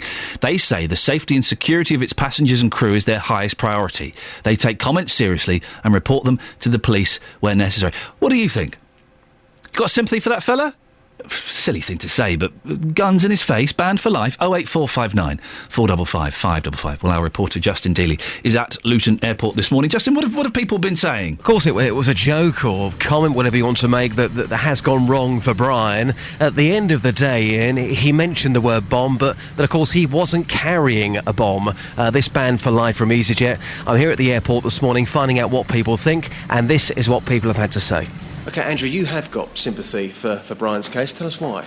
Well, I think it's a little bit harsh, really. What they should have done is taken him to one side, give him a good telling off and strip searched him. And then let him back on the plane after humiliating him. But to send him away completely is a bit crazy, really. If you're in the airport, you know the country we are, and then bomb, we know that everybody is in danger. And you don't have to mention that you got bombed. So you will get arrested. Even if you haven't got a bomb, if you haven't got a bomb, no sympathy from you whatsoever. No, because somebody have done that before and then he got arrested and they have to put him in jail. You don't put people in threat because if you say bomb now, everybody will be running. Okay, Bruce, your views on Brian? Have you got any sympathy for him at all? Well, only in the sense that I think if he'd thought before opening his mouth, he wouldn't have said it. Do you think he's an idiot? And be honest. That's probably putting it a bit strong, but it was not a sensible thing to say, put it that way. So, Justin, most people kind of thinking he was a little bit silly. Yeah, a bit stupid. I mean, come on in. It's the year 2013. Again, I can see both sides of this one. Yes, Brian saying it was a joke. Look, I'm a man in my 60s. You know, I've done absolutely nothing wrong here. It was a comment that I made. It's a word that's in the English dictionary, but it is the year 2013. And I think anybody mentioning the word bomb, as you heard there from some of those people, you know, in today's society, you just cannot do that anymore. Justin, excellent stuff. Stay there. I want to talk to you on a separate matter in just a few minutes, but before that we can speak to Dr. Julian Richards, an expert in international security from the University of Buckingham. Good morning, Doctor. Morning. Bomb threats obviously should be taken very seriously. What do you think about what happened in this instance?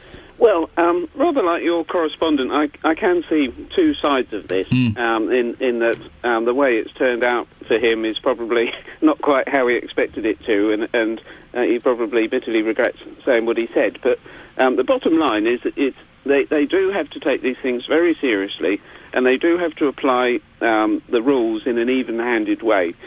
Just because he's an elderly gentleman, they can't treat him any differently from anyone else who says something like this. So they have to take it extremely seriously. Unfortunately, we would all rather we lived in a world where the threat wasn't the way it is. So I think they've kind of done the right thing. But whether banning him for life is sensible or not, I'm not sure. That may be a slight loss of perspective.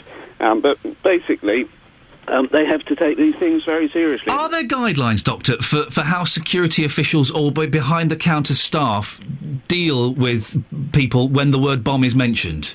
Well, yes. I mean, they have very developed training on these issues, as we would hope and expect that they did.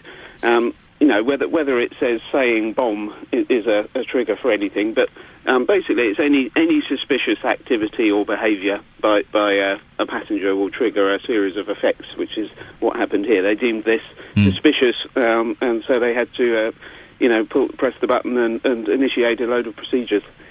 Is there a danger, Doctor, that we're losing our sense of humour? This man obviously didn't pose a threat. His comment was stupid, but flippant. Are we losing our kind of human touch and our sense of humour? Possibly. I mean, I do, certainly in the way it's followed through and things like banning him for life and so on, that may be a loss of perspective. It's just one of those very sad things that there is a high level of threat. There still is, even though nothing has happened recently, thank God, there still is a threat, and we have to take these things very, very seriously. And if you go to an airport, you just remember you can't joke about these things, unfortunately, at the moment.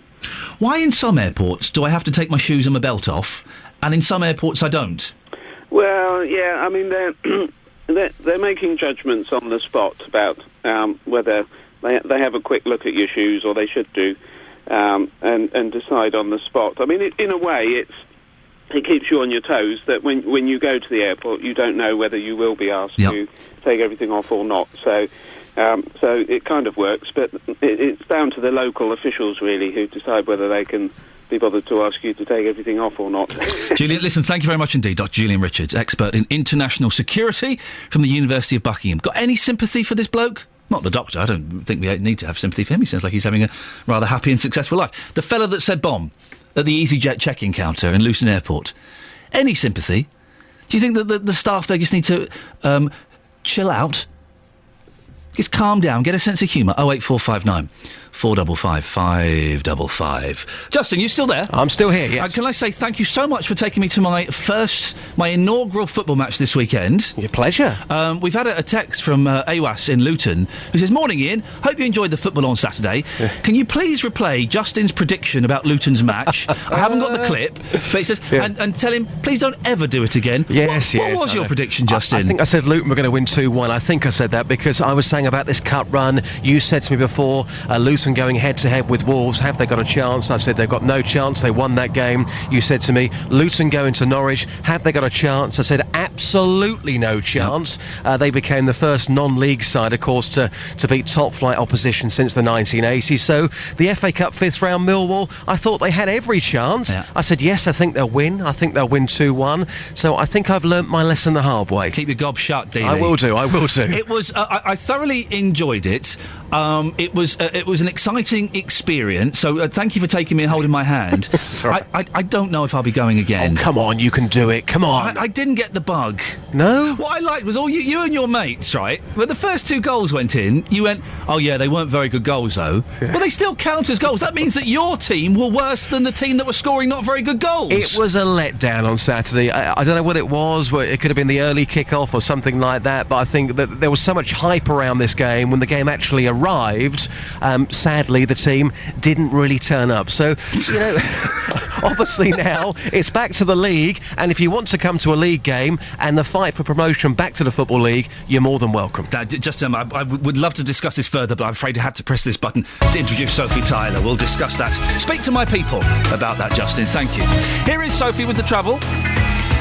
Beds, Hearts and Bucks travel. BBC Three Counties Radio. Heading south on the A1M, looking busy at the moment. It's partly blocked following an earlier accident involving 3 vehicles between junction 8 at Stevenage and 7 as well. Going to take you around half an hour to get through that stretch. Congestion is back to junction 9 at Letchworth. Southbound on the M1, also slow around junction 11 at Dunstable and anti-clockwise on the M25. Usual delays in place between junction 21A at St Albans and 19 at Watford. And again between 28 at the Brook Street roundabout and 25 at the A10 for Enfield. 40 minutes worth of delays there. While heading towards London on the M40, more delays between junction 1A at the M25 and 1 at the Denham roundabout. Everything else not looking too bad. A few usual delays on the A1 and the A10, but nothing that's going to hold you up for too long at the moment. But don't forget, 30-minute delays on First Capital Connect on the Bedford to Brighton line following an electrical supply problem at Purley. Sophie Tyler, BBC Three Counties Radio. Thank you very much, Sophie. 7:30, time for the news and sport now with Catherine Boyle. Getting beds, hearts and bugs talking. This is BBC Three Counties Radio. Good morning. The headlines. The Academy of Medical Royal Colleges is calling for tough measures to fight obesity in the UK, which it's calling a huge health crisis. A Bedford man is fighting for his life in Doncaster after a motorway pile-up on the A1M in Yorkshire.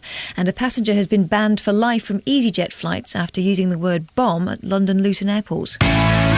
Beds, Hearts and Bucks Sport. BBC Three Counties Radio. MK Dons manager Carl Robinson says the club will appeal the sending off of striker Alan Smith at the weekend. Smith saw red in the 3-1 FA Cup defeat by Barnsley at Stadium MK. Robinson says he cannot understand the dismissal. The Smithy challenge is borders on a joke. The referee said to me, contact in the head, back of the head. The contact is below the arm. He was just reaching with his arm and he goes to challenge. It's not a send. He couldn't wait to send them off. You've seen how quick he's reacted to it. He couldn't wait. It's the quickest movement all game. Luton Town manager Paul Buckle says he'll talk to managing director Gary Sweet today to discuss how the club moves forward. It follows their exit from the FA Cup after they were knocked out on Saturday, losing 3-0 to Millwall. Buckle wants to move on. I just thought everybody gave everything that they've got, which is all I can ask. What I've got to do now is Monday have a good chat with the MD and try and take it forward again. Watford manager Gianfranco Zola has been praising his striker Troy Deeney, who scored 2 goals at the weekend in the 4-0 win against Birmingham at St Andrews. Watford are now third in the Championship, and Zola was delighted with Deeney. Troy is such a good player, and his physical condition is very good, and you can see that he always posing a threat to the opposition, and he works out for the others. In League 2, Wickham lost 1-0 at Bristol Rovers. In Rugby's Aviva Premiership, Saracens won by 31 points to 11 against Exeter at Allianz Park. Bedford Blues won 28-27 against Plymouth Albion in the Championship. And England have called up 3 players as injury cover ahead of Saturday's Six Nations game with France at Twickenham. Wasps' Elliot Daly and Saracens duo Will Fraser and Joel Tompkins have been drafted in as cover for Ben Morgan, Jonathan Joseph and Ben Foden. And that's your latest news and sport. More from me at 8 o'clock. To cherish that person, to love them, support them. Did you spot I played completely the wrong thing? I meant to play this. Sorry, Catherine. Did anyone notice? No. Call 08459 455 555. 08459 455 555. BBC Three Counties Radio. She's off for it. Quick gin. Just to wet her whistle. Now, coming up in the next 30 minutes of the show here on BBC Three Counties Radio, I went to my first football match at the weekend. Oh, it was very exciting. It wasn't Arsenal versus Blackburn or Liverpool versus Swansea. It was Luton versus Millwall. You'll get to hear what happened in a second. Also, Connie Manning's sewage problem. Do you remember that? There was a lady, lovely lady, in her back garden. It was flooding and sewerage was coming through. Yes, including jobbies. Well, did it get sorted? We'll find out in a bit. Now, as you've been hearing all morning, on Saturday I went to my first ever football match. Three Counties reporter and all-round good guy, Justin Dealey, took me along to Kenilworth Road to watch Luton Town against Millwall in the FA Cup 5th round. We bought a bag of chips each. We wandered slowly arm in arm across the bridge. Some bloke walked into me. He was looking for trouble. I looked at the ground and said, "Sorry, sir." Well, earlier on in the show, we heard from fans before the game and at half-time when it was 2-0. Sadly for Luton Town, things got worse in the second half. Exchange of 1-2s, the ball could drop kindly for them, does so. Taylor will save, but it goes in, and that is the end of the game. It's Ngesson who scores. Luton Town are knocked out of the FA Cup. It's 3-0 here at Kenilworth Road.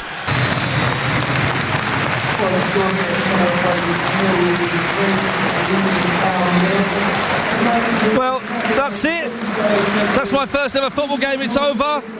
It's 3-0 to Millwall. Luton Town are out of the FA Cup.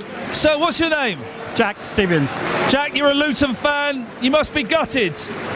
Disappointed. I don't think that we competed as well as we did at Norwich. We didn't test their goalkeeper at all. He hardly had a save until the last 4 or 5 minutes. Tyler didn't have that many shots to save. We gave a reasonable count, but I'm a bit disappointed that we weren't more. This is the first ever football match I've ever been to, ever in my life. Is this a good one to start with? No. Quite frankly, no. This isn't normal, is it? Look, there's loads of riot police on the pitch now. Does this happen normally? I think a lot of it has been made of 1985. I was here on 85, and it was a little bit frightening. But to be honest, they've been here 18 times since then, and there hasn't been any bother. It's been hyped and hyped, and that's a sad thing, really. Millwall have changed, but the papers want to build it up into something that it really isn't. Listen, I'm really sorry you're out of the FA Cup. Best of luck. Good luck in the league. Well, that's it. That's my first ever football match. I have to say, you picked a bad one to come to. What was that then? There was no atmosphere. The atmosphere at the start was exciting, but it was a bit flat. It was a bit flat. I think that the early kick-off time probably didn't help. The game's been hyped so much, and unfortunately, Luton just didn't turn up today. Everyone's going to go home disappointed because they had a big chance today to go through to the quarter-final, and unfortunately, they couldn't take it. Your use of indoor language was... Well, you were throwing those words out there. Yeah, but I think you joined in as well. I think that comes with football. As long as it doesn't get too nasty, I think that's okay, isn't it? I think as well, I think this, I don't know if you do, I really feel that you and I bonded a bit, that we're actually a little bit closer than we were 2 hours ago. I think so. So I think the big question for me is, now you've done it once, will he be coming back? I'm busy then. It's a shame. It's a shame. But whenever you want to come again, you let me know and we'll get you in. Yeah. Well, this could be the last time. This could be the last time. Maybe the last time. I don't know. Oh, no. Well, I'm glad I went. And everybody I met was absolutely delightful, apart from the fella who walked into me on the bridge. He was an idiot. But everyone was wonderful. Daly walks around like he owns that place, though. He was getting high fives from every... He's the... Justin Daly is the king of Luton Town. Honestly. People always say, all right, Just. All right, JD. Loved your show this morning, Just. All of that stuff. I looked like I was his dad going with him or something. Excellent. I thoroughly enjoyed it, but I didn't get the football bug, unfortunately. Now, do you remember Connie Manning? Let me refresh your memory. She's a widow living in Bedfordshire who said she couldn't go on living if the problem with raw sewage continued. It floods her garden in Tottenham.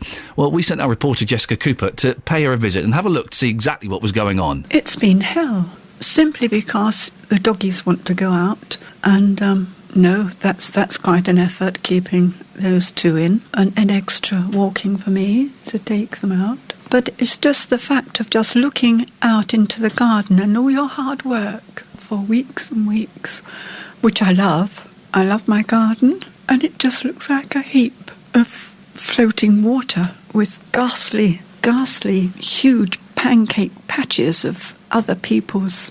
I don't know what word to use, but I think one uses the imagination to understand what I'm talking about, and things that should never be in there.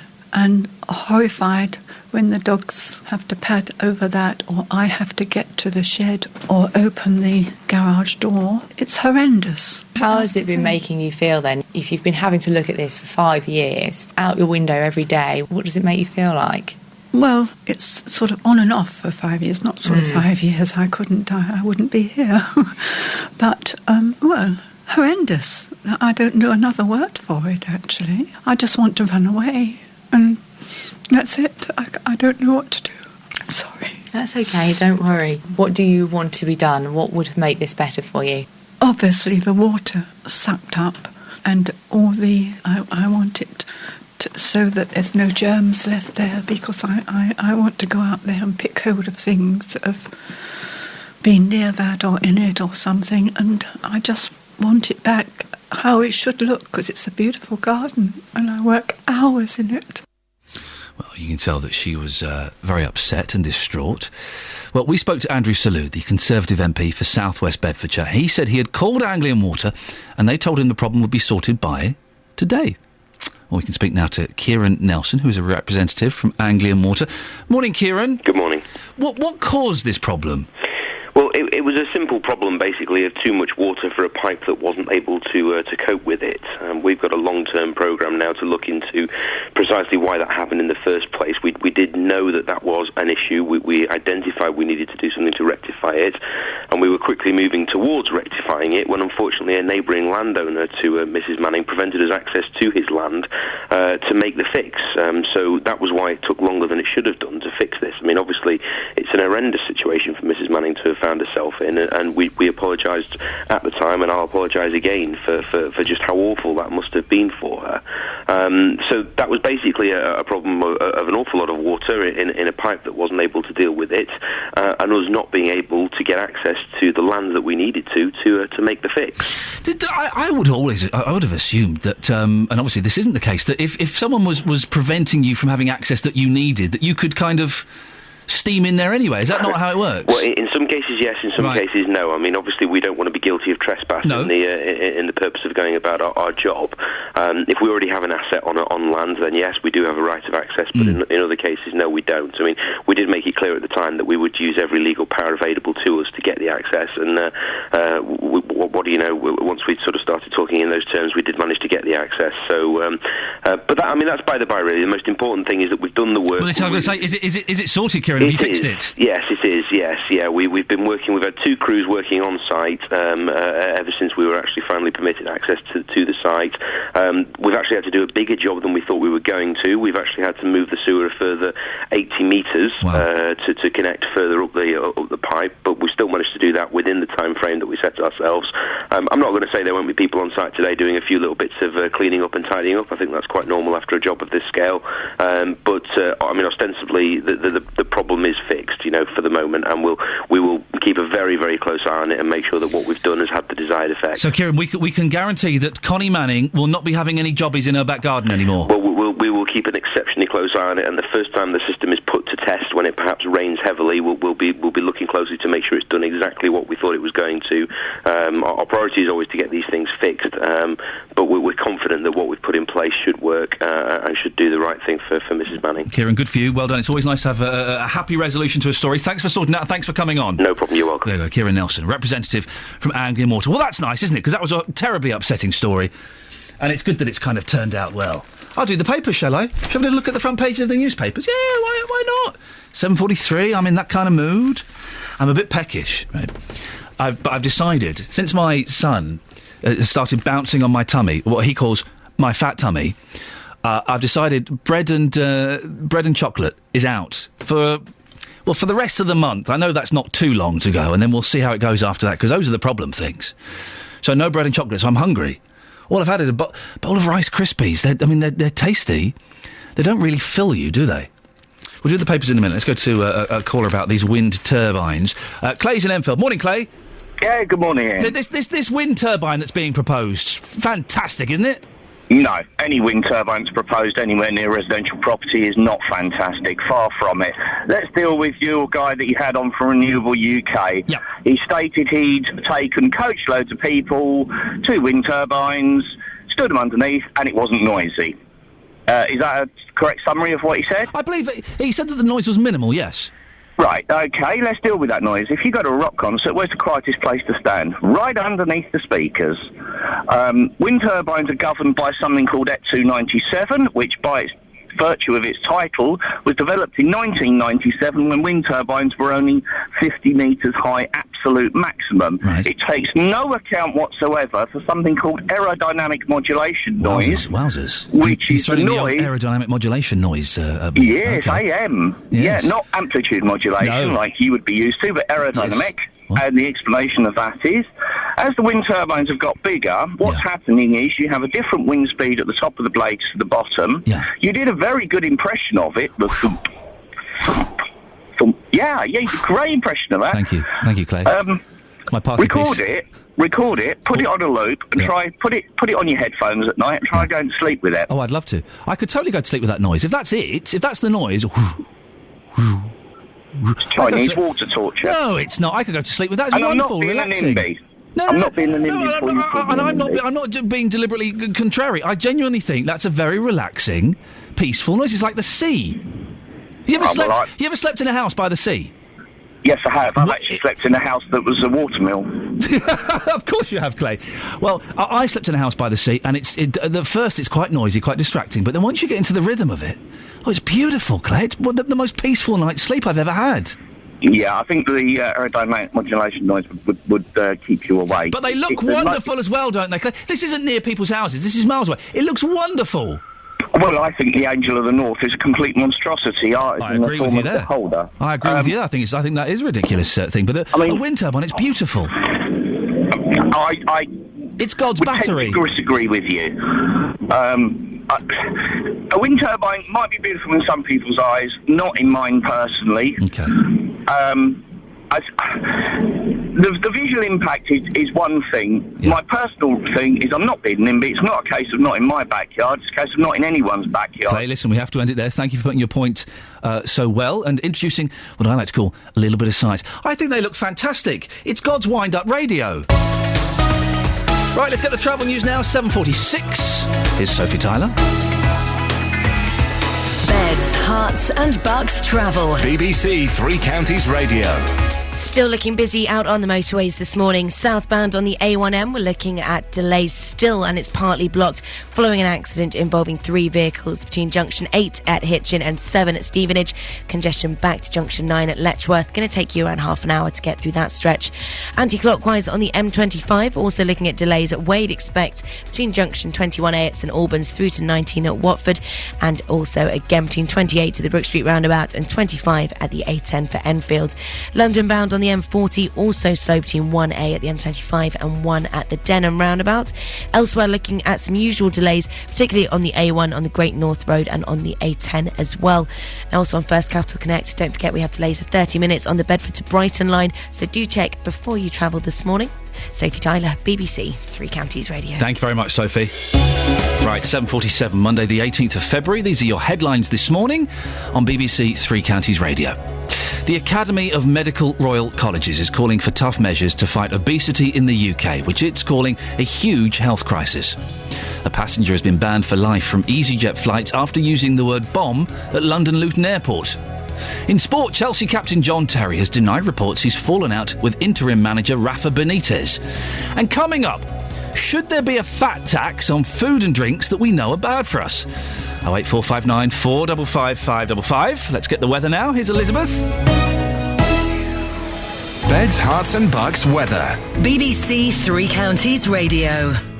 Hello, a very good morning to you. Well, there's a bit of cloud out there, some mist patches as well, a bit of everything this morning, even some frost out there across the 3 counties as well. But we will see the skies clear, brightening up nicely through the morning, some sunshine around through the late morning, first part of the afternoon as well, lots of sunny spells about, temperatures up to 7 or 8 degrees Celsius later on for High Wycombe, St Albans and Luton as well. 8 degrees Celsius is 46 in Fahrenheit.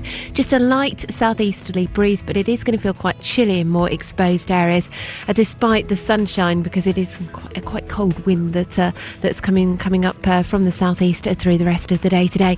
Now into this evening and overnight, a much colder night, temperatures dropping to -1, -2 degrees Celsius quite widely across the three counties.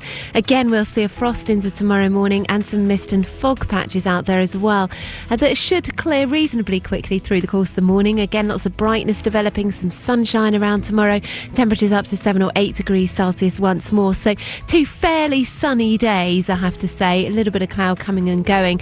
It is going to stay dry for the rest of the week. Good news for half-termers out there, but I'm afraid from Wednesday onwards it is looking really rather cloudy, and it will get progressively colder as the week wears on as well. Temperatures by day on Thursday and Friday only up to around 2 or 3 degrees Celsius. A chilly easterly wind as well, but at least some sunshine out there for most of us today. That's the forecast. Thank you very much, Elizabeth.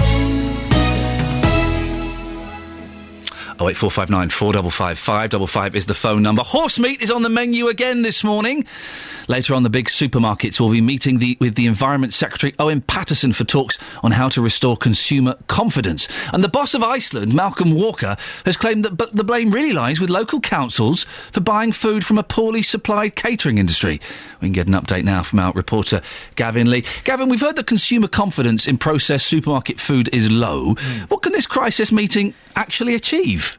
Well, it's interesting because all of the big supermarket chains, so supermarkets like Tesco, Asda, Morrison's and Sainsbury's, all meeting for the first time with Owen Paterson, the Environment Secretary, first time since the criticism from Downing Street that they've not done anything to meet the press or to at least explain to the public exactly what has gone wrong and what they're doing to sort it out. And this will be a chance for the top bosses to reassure Owen Paterson that there are checks and balances in place, and that I think there'll be a bit of negotiation taking place as to what they can do to shorten the supply chain, which we've spoken about so often, which is so long and so befuddlingly complex. And the other thing that's going to come out of this, we expect, is that there will be this labelling system at some stage that comes in place of processed food. So if you walk into a supermarket, get a lasagna or get a cottage pie, there will be a sticker on it that says from Germany, from Romania, or better still from the UK.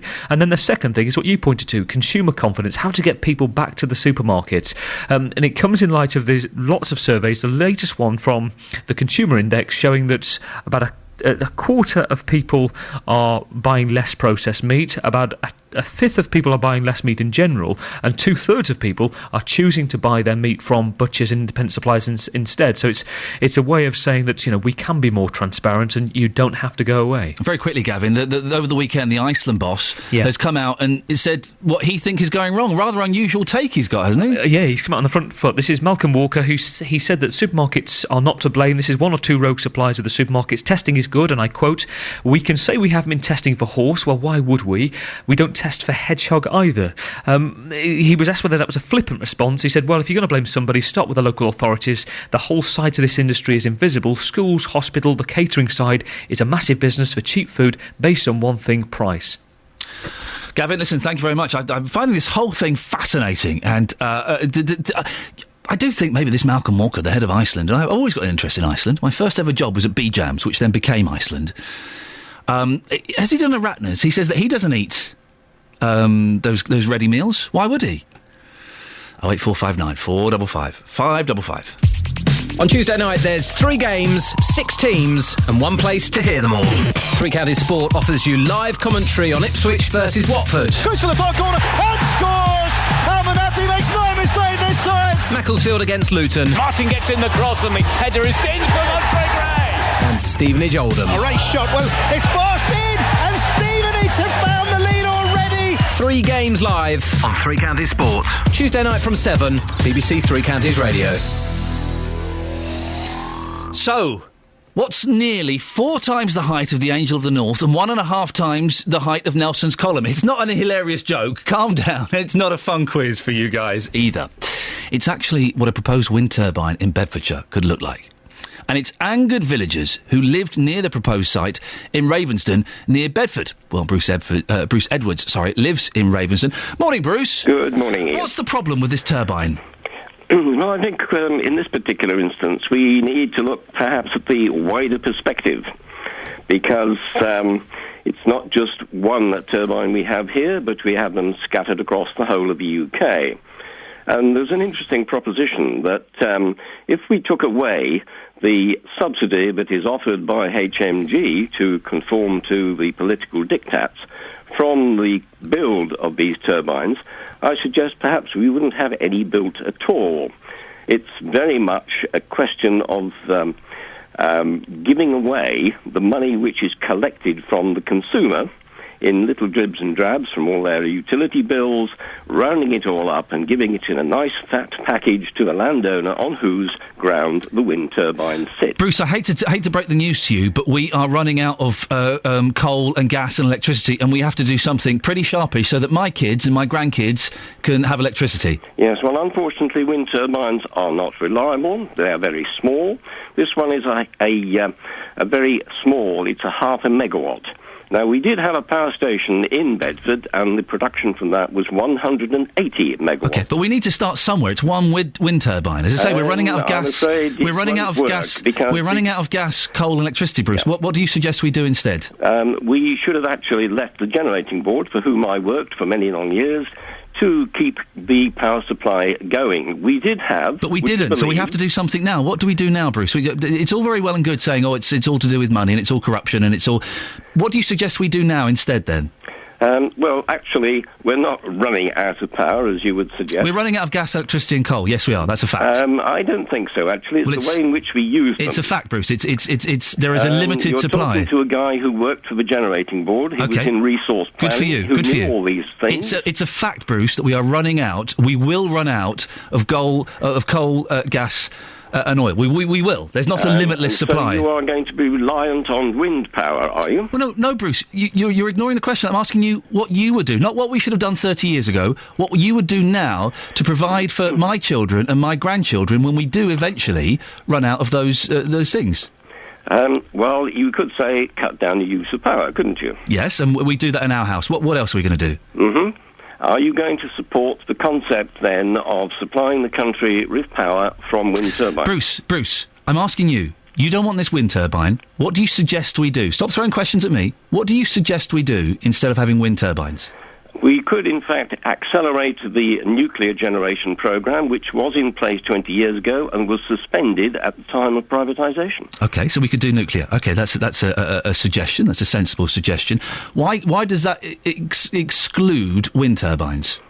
Because it replaces them. You see, the only concept we have for wind turbines is to fulfil the green energy requirement as laid down by the politicians.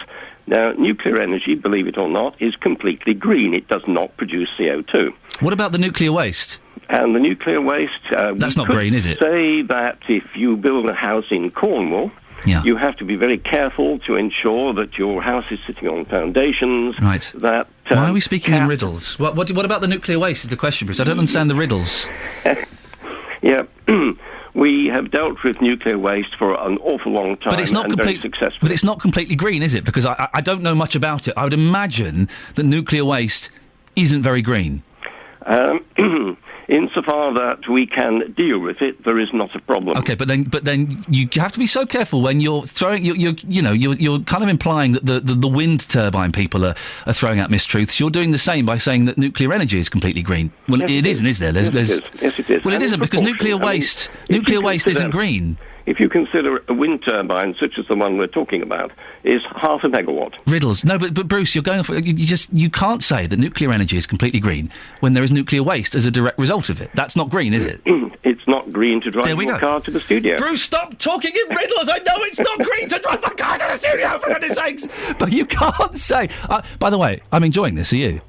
Yeah. Well, the other thought I will give you to, so that you can play around with this one, is that we have to look at cost-benefit analysis, not just on the financial terms, but also on the energy terms. And if you think that a wind turbine actually has to be manufactured, carried, installed, connected to the grid, and all the energy that is used for the construction and so on of this particular machine has to be generated. Bruce. And interestingly enough, the machine that you stick up will take an awful long time to generate the same energy that it took to actually install it. But it will do eventually. Bruce, we have to end it there. I enjoyed that a lot. That was good sport. I do get frustrated when people answer me with riddles and answer a question with a question, but Bruce, I enjoyed that. Thank you very much for coming on and putting your point forward. Right. Oh, a bit of sport before 8 o'clock. That's fun. Travel news now. Sophie Tyler. Beds, Hearts and Bucks travel. BBC Three Counties Radio. Still looking much the same out there at the moment. Southbound on the A1M, still slow following the earlier accident involving 3 vehicles, between 8 at Stevenage and 7 as well. Congestion back to junction 9 at Letchworth. Now, anti-clockwise on the M25, we're looking at delays where you'd expect between St Albans at 21A through to 19 at Watford, and again between junction 28 at the Brook Street roundabout and 25 at the A10 for Enfield. Going to take you 40 minutes to get through that stretch, and on the London-bound carriageway of the M40, also slow between 1A at the M25 and 1 at the Denham roundabout. 30-minute delays on First Capital Connect services on the Bedford to Brighton line. Everything else not looking too bad at all. Sophie Tyler, BBC Three Counties Radio. Thank you very much, Sophie. I enjoyed that with Bruce. I did. It was a good way of waking up my brain on a Monday morning. But nuclear energy is not completely green. You can't say that. What about the waste? Anyway, that was fun. We'll talk more about that and the gentleman that said bomb at an airport after the news and sport with Catherine Boyle. Getting beds, hearts and bugs talking. This is BBC Three Counties Radio.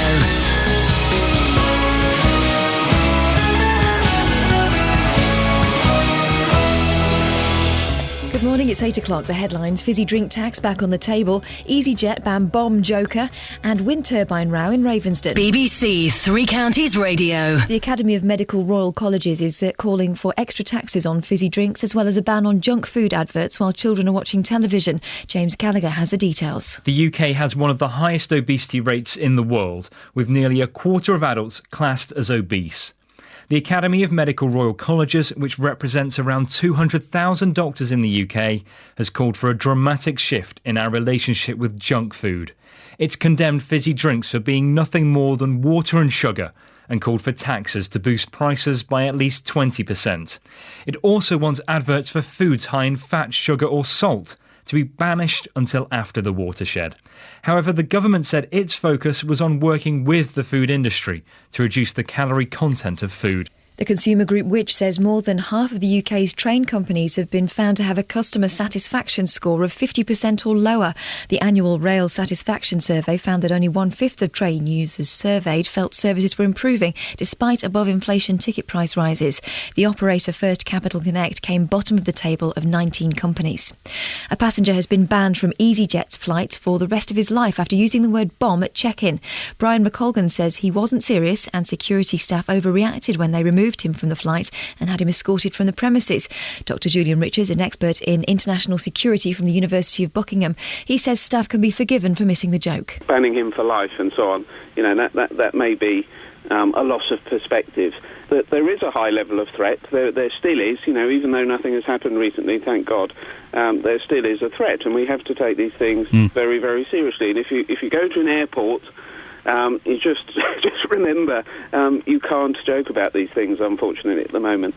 A group of Ravensden residents say their part of North Bedfordshire will be ruined if plans for a 78-metre-high wind turbine get the go-ahead. Campaigners are worried about the visual impact of a structure 4 times the size of the Angel of the North, as well as the noise it might generate. Rob Norris from trade association Renewal UK says they may be pleasantly surprised on that score. It's only allowed to be as quiet as the sort of gentle swish of the blades heard from about 800 metres away. We take coachloads of people to wind farms and stand them right underneath them, and the first thing they say is, I thought it would be really noisy, and it isn't. St Albans Curry House's brush with fame has been made into a short film for the inaugural St Albans Film Festival. Actors will be recreating the moment Tom Cruise tucked into a tikka masala at the Veer Dara in the town.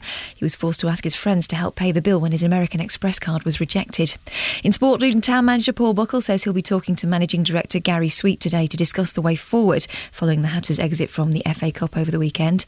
And the weather, dry but cloudy with a top temperature of 7 degrees Celsius, that's 45 Fahrenheit. There's more news and sport online at bbc.co.uk/3 counties. BBC Three Counties Radio. First for news.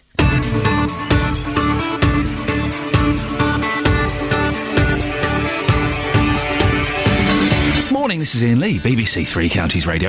In about 13 minutes' time, Jonathan Vernon Smith will pop in and tell us what's happening on his show. this morning. But between now and 9 on this show, lots of stuff coming up, as always. Would like your opinion on them, including a tax on fizzy drinks and a ban on junk food adverts before 9pm. That's what doctors are calling for to tackle obesity.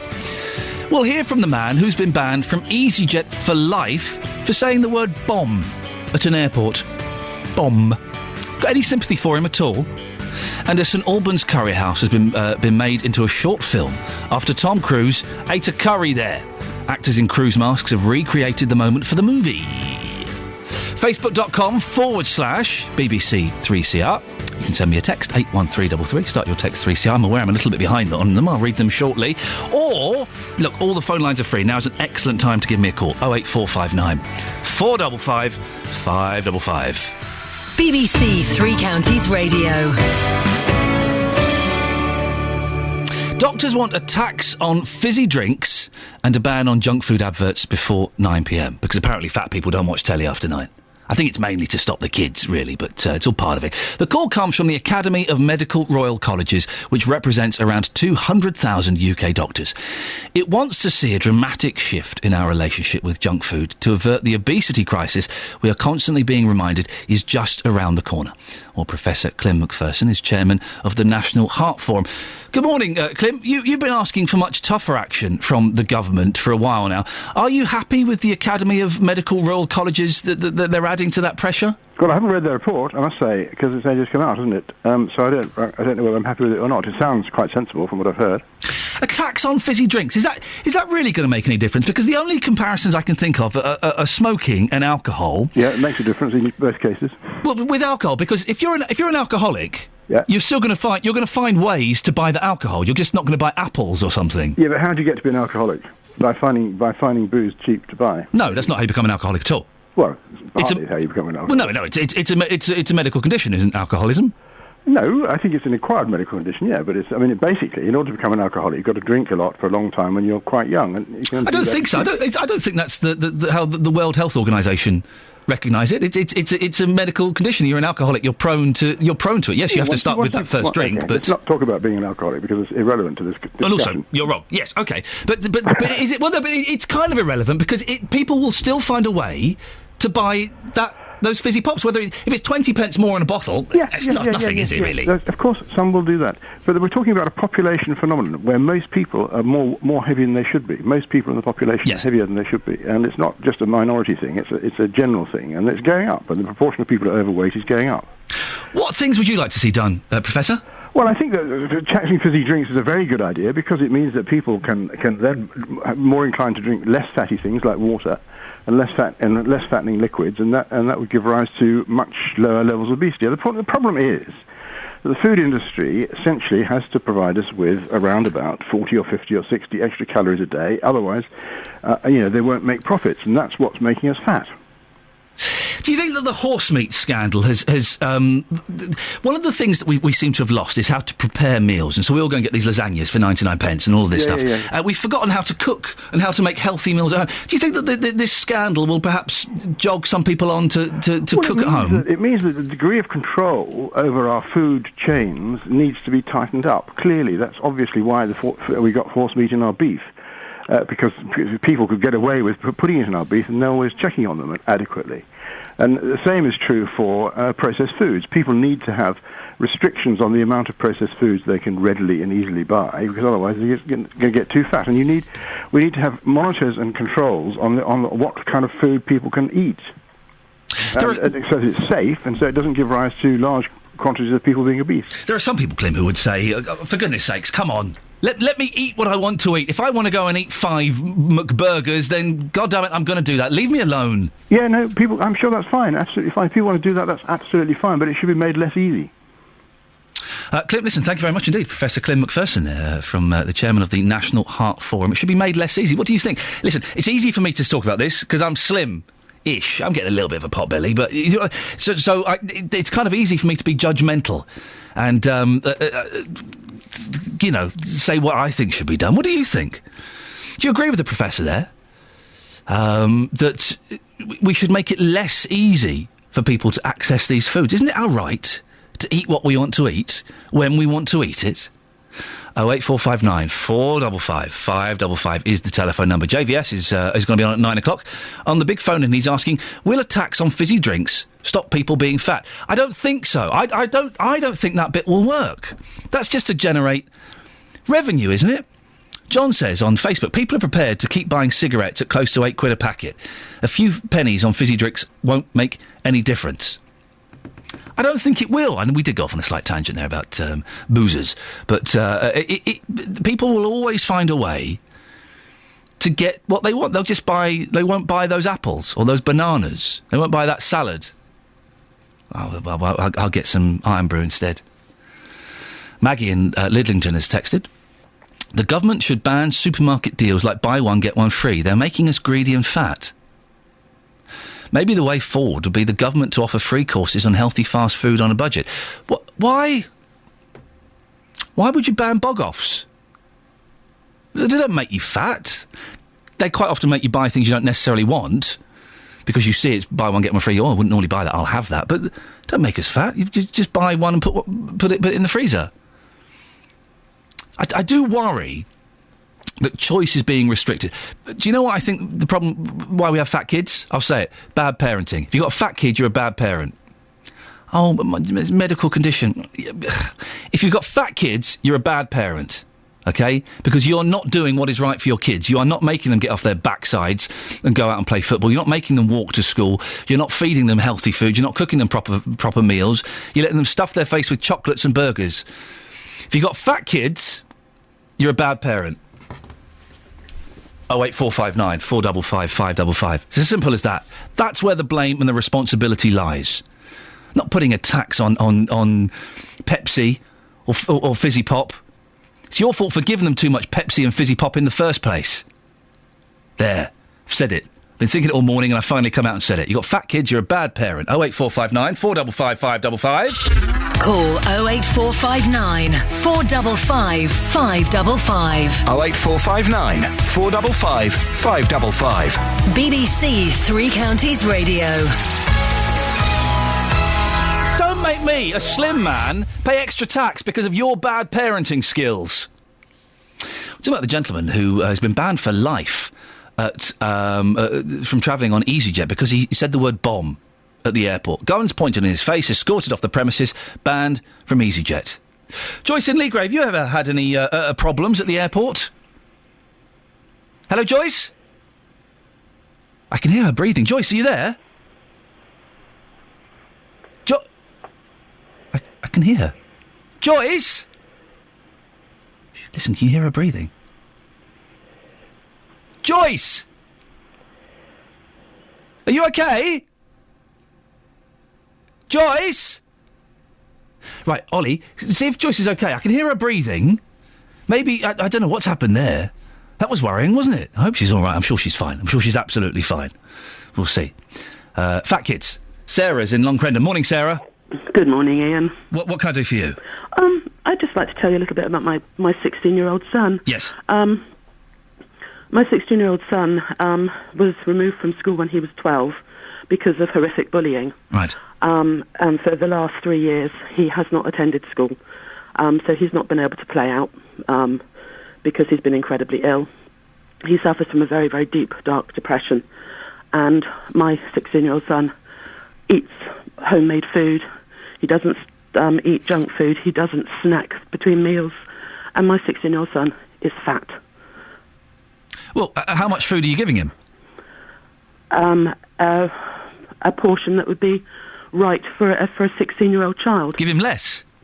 The problem with it is that because he cannot go outside, because he never leaves the house, apart from to go and see a psychiatrist and to get yet another dose of antidepressants from the psychiatrist that he sees, and because of the medication that he's on, this is why he's fat. Why was he getting bullied? He was getting bullied because he had Tourette's syndrome. Right.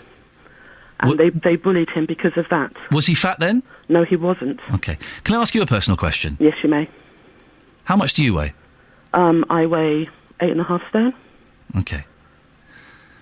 Well, I don't understand why your son can't go out. Because he suffers from social anxiety disorder because of the bullying that he encountered. As I said, he suffers from a very, very deep, dark depression.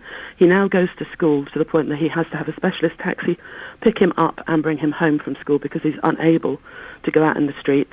And the other reason he's unable to go out in the streets is because he has Tourette's syndrome.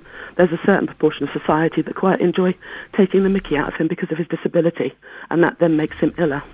Well, I would say that your son is a special situation, but give him less food, get him to exercise in the house.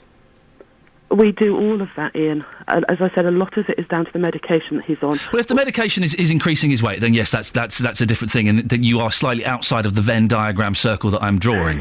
Thank you, because I really wouldn't like to be called a bad parent having struggled for the last 3 years to keep my son alive. Well, and I think, Sarah, you're being a little bit mischievous because you know that you're not, that you are atypical in that situation. So you're being naughty, Sarah. I am, absolutely. You're being very naughty. I'm being incredibly naughty. How are things looking for the boy? To be honest, at the moment, they're not very good at all. He is, we're having to go back to the psychiatrist because he's been talking over the last 3 or 4 weeks about the fact that he cannot do another 50 years of this and he wants to die. Oh, Sarah, I'm sorry. That's a terrible thing for any parents to have to hear. Of course it is. Yes, so not brilliant at the moment, but hopefully we'll get back on the bandwagon and we'll keep fighting. Is it a good doctor that you're seeing? One you've got faith in? Our GP is fantastic. I don't have an awful lot of faith in the mental health team. Yep. Because unfortunately what they seem to like to do is to do the think happy, feel happy, be happy philosophy. Hey, fake it to make it. Indeed, rather than treat the actual condition. And is there anything that can be done with the Tourette's? I know that there's not a lot that can be done, but are they making progress with that?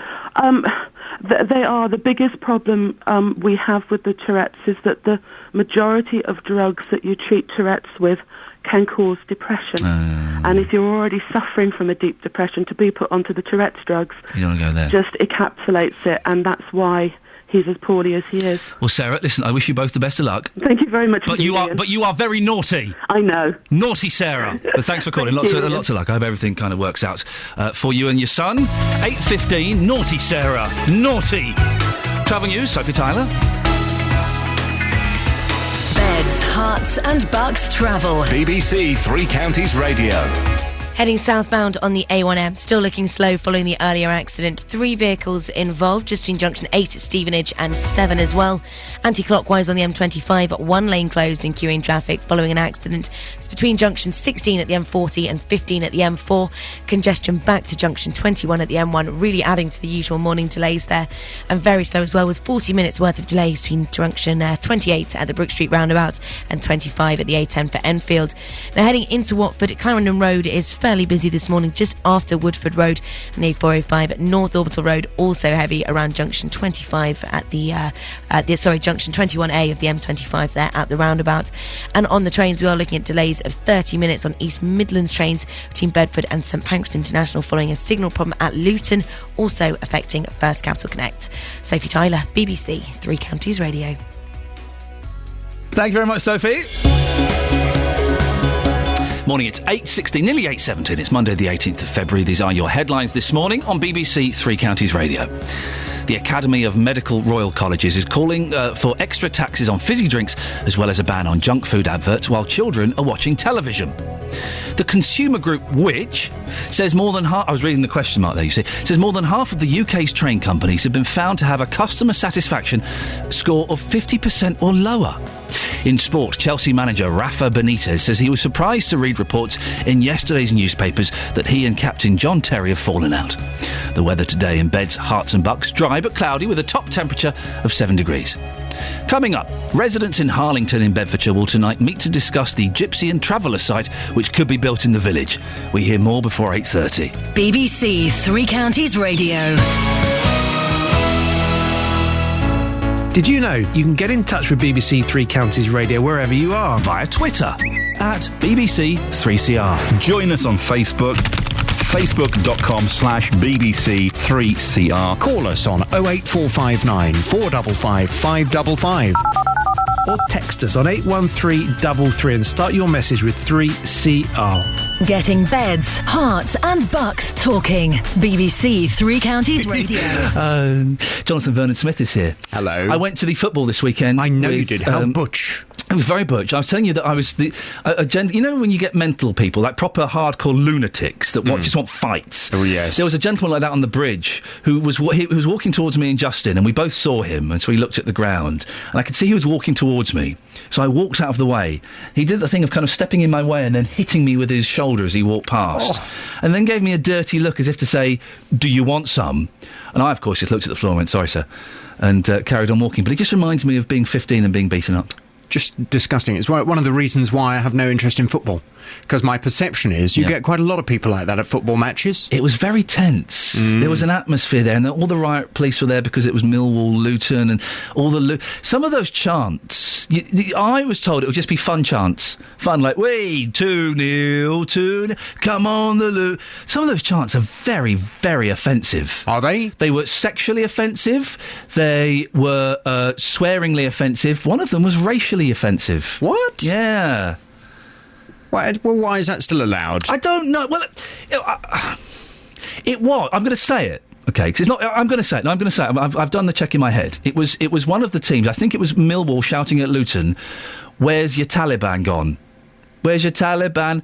And I didn't quite get it. I think it was. I didn't quite get it, but I just thought that's not nice. Why? I thought all that kind of nonsense had gone to the tune of "Where's your mum has gone? Where's your mum has gone?" Everything you're saying is confirming why I am repelled by the very subject of football, and why to be honest, I'd never go to a football match. No. Justin tried to get me to go. I said no. Oh, hang on. Has he been doing this little scam for a while? I've got a photo somewhere on my telephone of Justin and I at Luton, at the ground in Luton. And Justin was like, honestly, he was like a kid in a sweet shop. He said, "Come on, JVS, come and have a look. I want to show you the ground." Yeah. And he lit up with excitement. Didn't he? Yes, at this ground. And I thought, well, I'm just pleased I'm here and there's no other people here. I'm glad I went. Everyone I met was wonderful. I met some fantastic people and some very passionate fans. But I've done that. That's ticked off the list. Never again. Never again. No, I didn't get sucked into the excitement. No, that's all right. But Dealey walks around like he owns the place. Yeah. All right, hey, JD! Hey, 3 counties! Hey, 3 counties! Is that what they do? I think they were calling us 3 counties, I'm not sure. Now, Jonathan, what's on your show this morning? Coming up at 9 on this morning's Big Phone In. Will a tax on fizzy drinks stop people being fat? You've been talking about this, I know, this morning. UK doctors say fizzy drinks should be heavily taxed if we're to reduce the number of fat people in this country. Did you know 1 in 4 adults in the UK are now obese? We're not just talking about a little bit overweight. Obese! 1 in 4. I've seen them. And a third of primary school leavers are now classed as overweight. Doctors say current measures to stop people getting fat, they're failing, and it's time we treated bad food and drink the way we treat cigarettes. And that includes when it comes to tax the fizzy drinks. But is that really fair? I mean, I only drink diet fizzy drinks, but I know lots of people who are perfectly slim who don't really like the taste of diet fizzy drinks. They have a full fat one. I like a cream soda. And if you're slim, why should you have to pay more for your glass of full-fat cola or whatever it is, just because some people can't control themselves?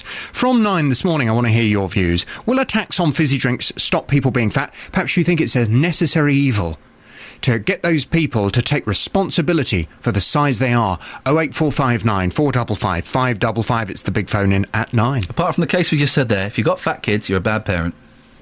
Really? Yes. On FM, AM and online. BBC 3 Counties Radio. A man is outraged that he isn't allowed to use EasyJet ever again because he used the word bomb at Luton Airport. Brian McColgan joked with security officers, which then resulted in him being kicked off the premises. He told reporter Justin Dealey how he, more importantly, completely missed his flight to Lisbon. Well, I walked up to... I wanted to get rid of my bag. I'm wandering around with this bag. It's me in the bag, you know, and you can't leave the bag anywhere. So I went over to the EasyJet thing, and it said 3 hours booking in early. So I walked over and I said to the girl, I want to book this in. Oh, no, for security reasons you can't take it in or something like that. And I started to say, like a silly old man, I said, well, if there was a bomb in it, love, if there was a bomb in it, I would be blowing myself up, you know, standing next to it. Then this other girl, she said, you can't mention that word. and if you do it again, we'll call security. And I said, well, okay, call security. A big manager comes straight right across the hall. He comes up and says to me, why have you disrespected the girls? I said, you weren't even here. I turned around, the guy's on the phone. I thought, oh no, I walked back to him. I'm standing by him. I said, well, you shake my hand, sir. You shook my hand. I said, I only mentioned, I apologise to all of you. Yeah? I goes out for a cigarette later on. This policeman comes up with a machine gun, and another policeman with a big machine gun. And they start questioning me about what did I say at EasyJet. I said, I never said anything really. And I tried to explain myself. The next thing, the cops take my passport off me, wanted my driving licence, wrote it all down, and he said, I'll go. I said, could we go somewhere private? I was feeling a bit embarrassed because 2 other security guys had come up. There's 5 of us standing there, everybody's staring at us. I said, can we go somewhere private? He said, no, we're staying here. So anyway, he goes off. He said, I'll go and sort out with EasyJet. He comes back and he said, I'm afraid, Brian, that you will not be travelling with EasyJet again.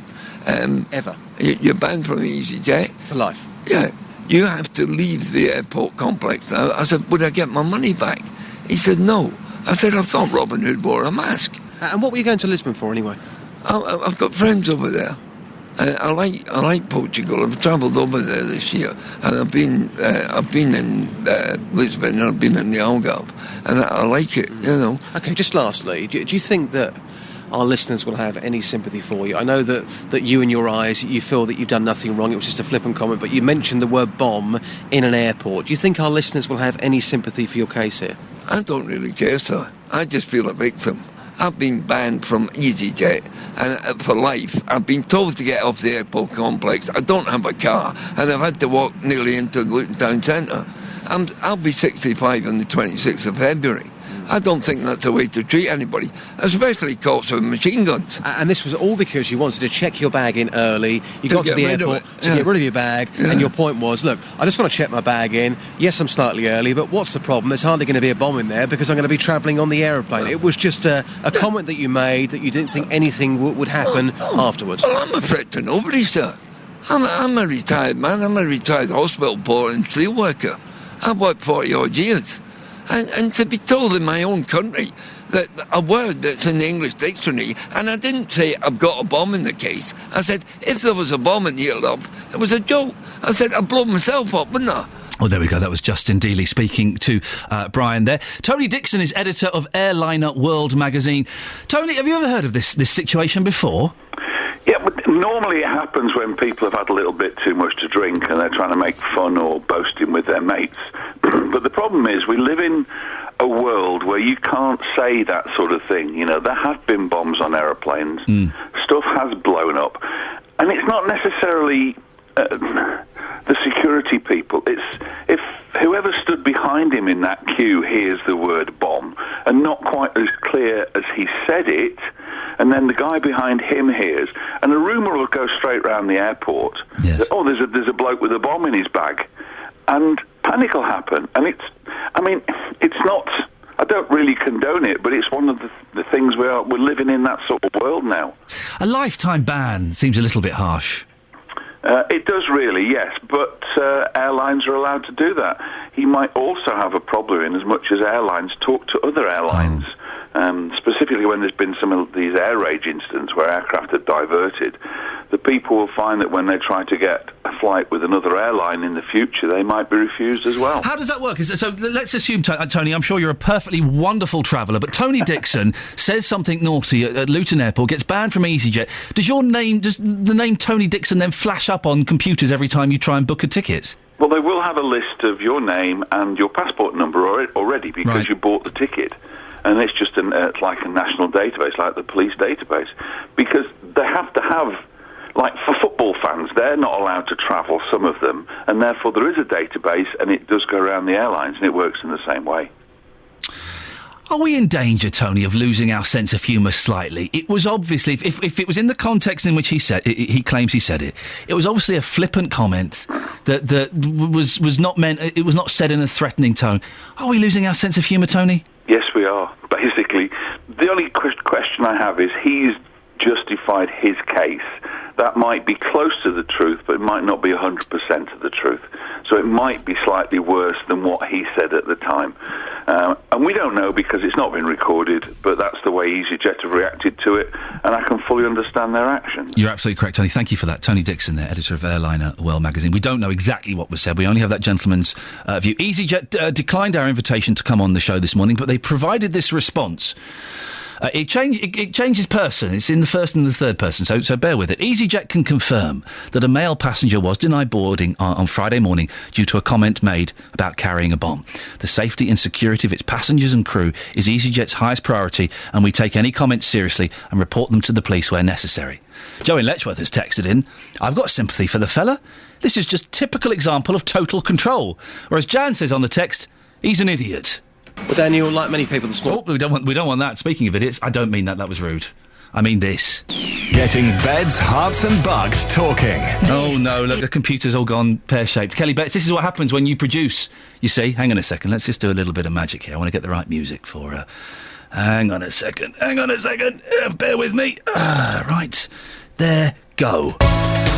Phew, I don't think anybody noticed. Nobody noticed at all. Travel News, Sophie Tyler. Beds, hearts and bucks travel. BBC Three Counties Radio. Heading south on the A1M, we're still looking at delays following the earlier accident. 3 vehicles involved, between 8 at Stevenage and 7 as well. Now, anti-clockwise on the M25, 2 lanes are closed and there's queuing traffic following an accident. Recovery work now taking place between 16 at the M40 and 15 at the M4.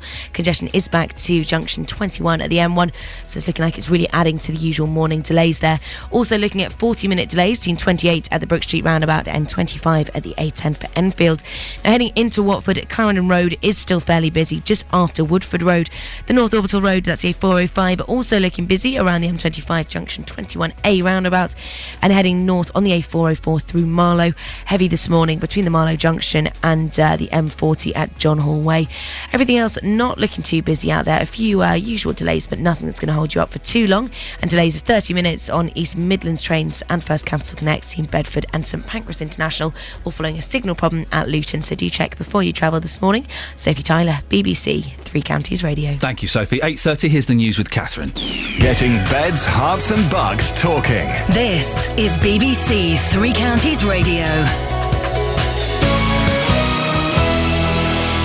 Good morning. The headlines. The Academy of Medical Royal Colleges is calling for extra taxes on fizzy drinks as well as a ban on junk food adverts while children are watching television. The consumer group Which says more than half the UK's train companies have been found to have a customer satisfaction score of 50% or lower, and a passenger's been banned from EasyJet flights for the rest of his life after using the word bomb at check-in. Beds, hearts and bucks sport. BBC Three Counties Radio. FA Cup holders Chelsea could face Manchester United at Old Trafford in this season's quarter-finals. United are still to play Reading in the 5th round, and Chelsea will take on Middlesbrough after winning 4-0 at home to Brentford yesterday in a 4th-round replay. John Terry scored on his return to the side and has denied reports of a rift with Chelsea's interim boss Rafa Benitez. It's absolute rubbish, and I said just a minute ago, it's lazy journalism as well. There's not a problem with myself and Rafa. I want to play like everybody else. I'm not one to knock the manager's door down. I've been out for 4 months. I'm just delighting myself to be back fit. And if the others are playing well, then I'll sit there and support the team. That's all I can do. It's just, it's disappointing when you wake up to stuff and you read absolute nonsense. In the other quarter-finals, Manchester City will host Barnsley. It's Oldham or Everton against Wigan, and Millwall will play Blackburn. MK Dons manager Carl Robinson says the club will appeal the sending off of striker Alan Smith at the weekend. Smith saw red in the 3-1 FA Cup defeat by Barnsley at Stadium MK. Luton Town manager Paul Buckle says he'll now talk to managing director Gary Sweet today to discuss how the club moves forward. It follows their exit from the FA Cup after they were knocked out on Saturday, losing 3-0 to Millwall. Buckle wants to move on. I just thought everybody gave everything that they've got, which is all I can ask. What I've got to do now is Monday have a good chat with the MD and try and take it forward again. Watford manager Gianfranco Zola has been praising his striker Troy Deeney, who scored 2 goals at the weekend in the 4-0 win against Birmingham at St Andrews. Watford are now 3rd in the Championship. And in League 2, Wickham lost 1-0 at Bristol Rovers. And that's your latest news and sport. More from me at 9 o'clock. On FM, AM and online. BBC Three Counties Radio. Morning to listener Iain Lee, BBC Three Counties Radio, 08459 455 555. We're talking fat tax. There's calls to put a tax on fizzy pop. I'll be honest, if your kids are fat, you're a bad parent. 08459 455 555. Martin on Twitter has said, my boy is fat.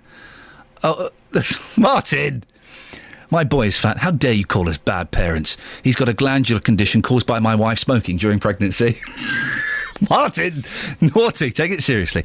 We'll also hear more on the man who's banned from EasyJet for saying bomb at the airport. And wind turbines. They're getting people in Bedfordshire very, very angry. On FM, AM and online. BBC Three Counties Radio.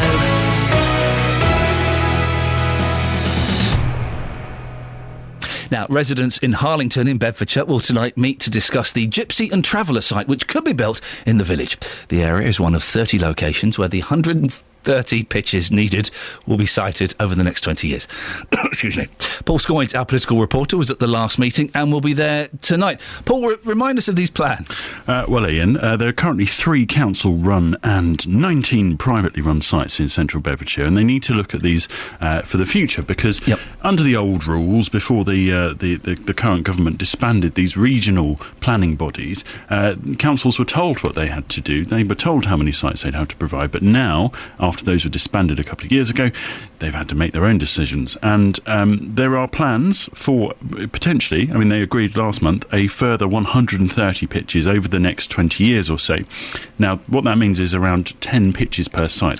So by pitch, that's the caravan? Yes. Yeah. So what they've done is identify 30 sites. Right. And around the county, or around the central Bedfordshire region, they've identified these 30 places where they think you could cite a Gypsy and Traveller site here. I would imagine residents aren't particularly happy. They're not particularly happy, no. The residents say there have been a lot of bad communication. They say that in a lot of instances the sites are very close to villages. In one particular area where the meeting in Harlington is tonight, they're concerned about the floodplain and also concerned about getting into schools, as these residents told me. I think it's so close to the village. I mean, that's a big issue because it is right on the doorstep. It's, and also you've got to think of stigma. I mean, there is a lot of stigma around traveller sites, but there's a lot of people in there whose voices do need to be heard because they've got personal experience of this, myself included. I was a health visitor for the homeless asylum seekers and travellers in Luton for a year, and so I know what these traveller sites can be like, and I've been threatened and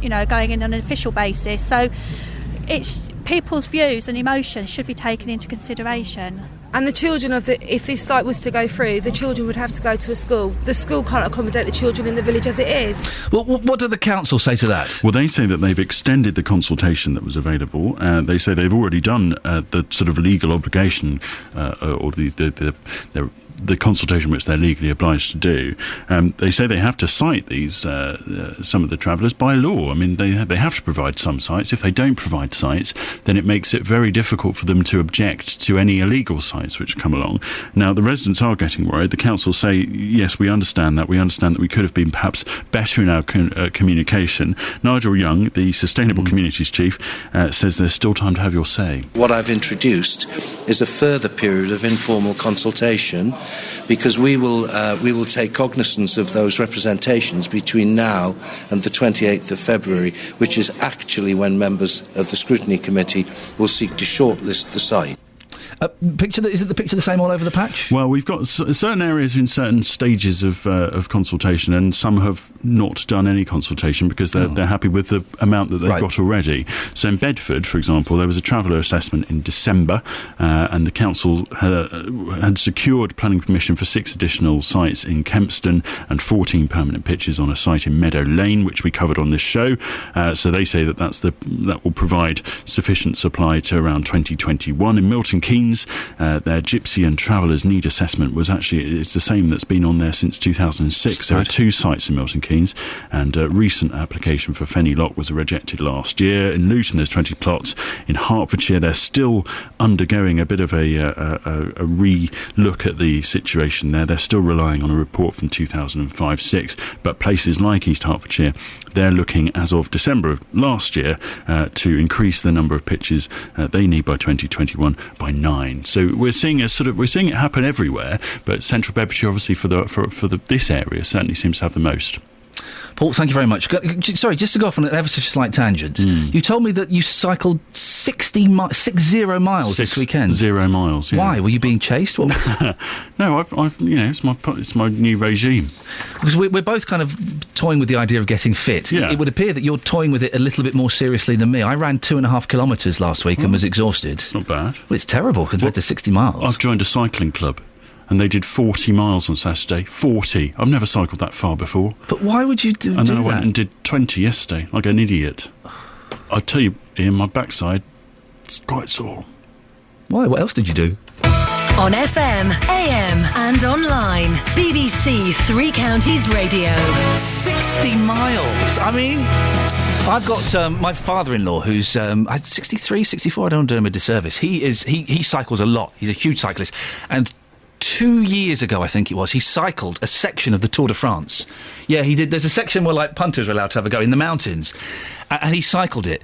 And, I respect him for it, but I kind of think, why? You can get motorbikes. They do the same journey, quicker, for less effort. Well done, Paul Scoins. I'm very impressed. 60 miles. Wow. He really has set the bar for this fitness thing. I think I may bail out early. Now, it's going to be nearly 4 times the height of the Angel of the North and 1.5 times the height of Nelson's Column, and it's angered villagers in Bedfordshire. It's a proposed wind turbine to be built on fields owned by a farmer in Ravensden, near Bedford. It'll be near a white water tower, which is a well-known landmark.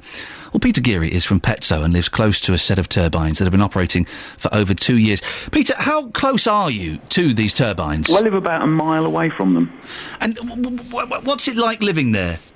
Well, I mean, what we've seen is the largest area in Milton Keynes that was undisturbed, the largest area of countryside without roads and things going through it, turned into what is a semi-industrial landscape now. Is it noisy? Noise is something that I think is difficult to assess. It depends where you are. Right. You've got to, number one, be relatively close to them, and you've got to be downwind from them. And it also very, very much depends. Some people can sleep in a disco and have no problem with it, and other people are kept awake by the scratching of a mouse. And so it does really depend on your personal circumstances. Is it noisy in your house at night time? No, my house isn't affected by it, but there are a number of properties where people are affected by it. But I wouldn't say that's the worst thing that's come from this wind farm around here. It's not noise. You went through the process of protesting against the turbines going up. Obviously, it still went ahead. Do you feel you had any choice in the first place? Are these done deals as far as you're concerned? Well, I mean, with what we had here, we appealed, we protested against it, we did all our bit. We went to the council, Milton Keynes Council at the time, and we did our bit, and it seemed very much like a done deal. We also took the thing to judicial review, so we went to the High Court in London, and at that point we saw the council admitting that they had broken the law of natural justice, that they had broken some of the environmental impact assessments, and they had to hold their hands up and admit they had done things wrong. So it did seem like a done deal at the time, and it was very frustrating.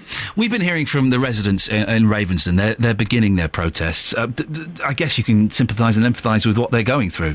I can, because in Milton Keynes here we've got 3 other wind farms now that are very much on the boil and are very much looking at being, people are wanting to build now. So I can perfectly accept, perfectly understand what people are, because there are massive impacts that these things affect. Just in your TV reception, a lot of people in Oney and Emberton had to have FreeSat installed because their normal television reception was disrupted by wind farms. So they have an awful lot of impacts that some people don't realise. Peter, are you against wind farms completely, or just in places where they can affect communities? No, I mean I think wind power has its place in the mix of power that's required, but you have to put it, number one, you can't build wind turbines forever and expect that to power the place, because as it was on Friday, I think it was, or Saturday, the wind turbines weren't turning. So they weren't generating power. If they're not generating power, how do people turn their lights on and do things? You can't store power. You don't have big batteries to store it in. So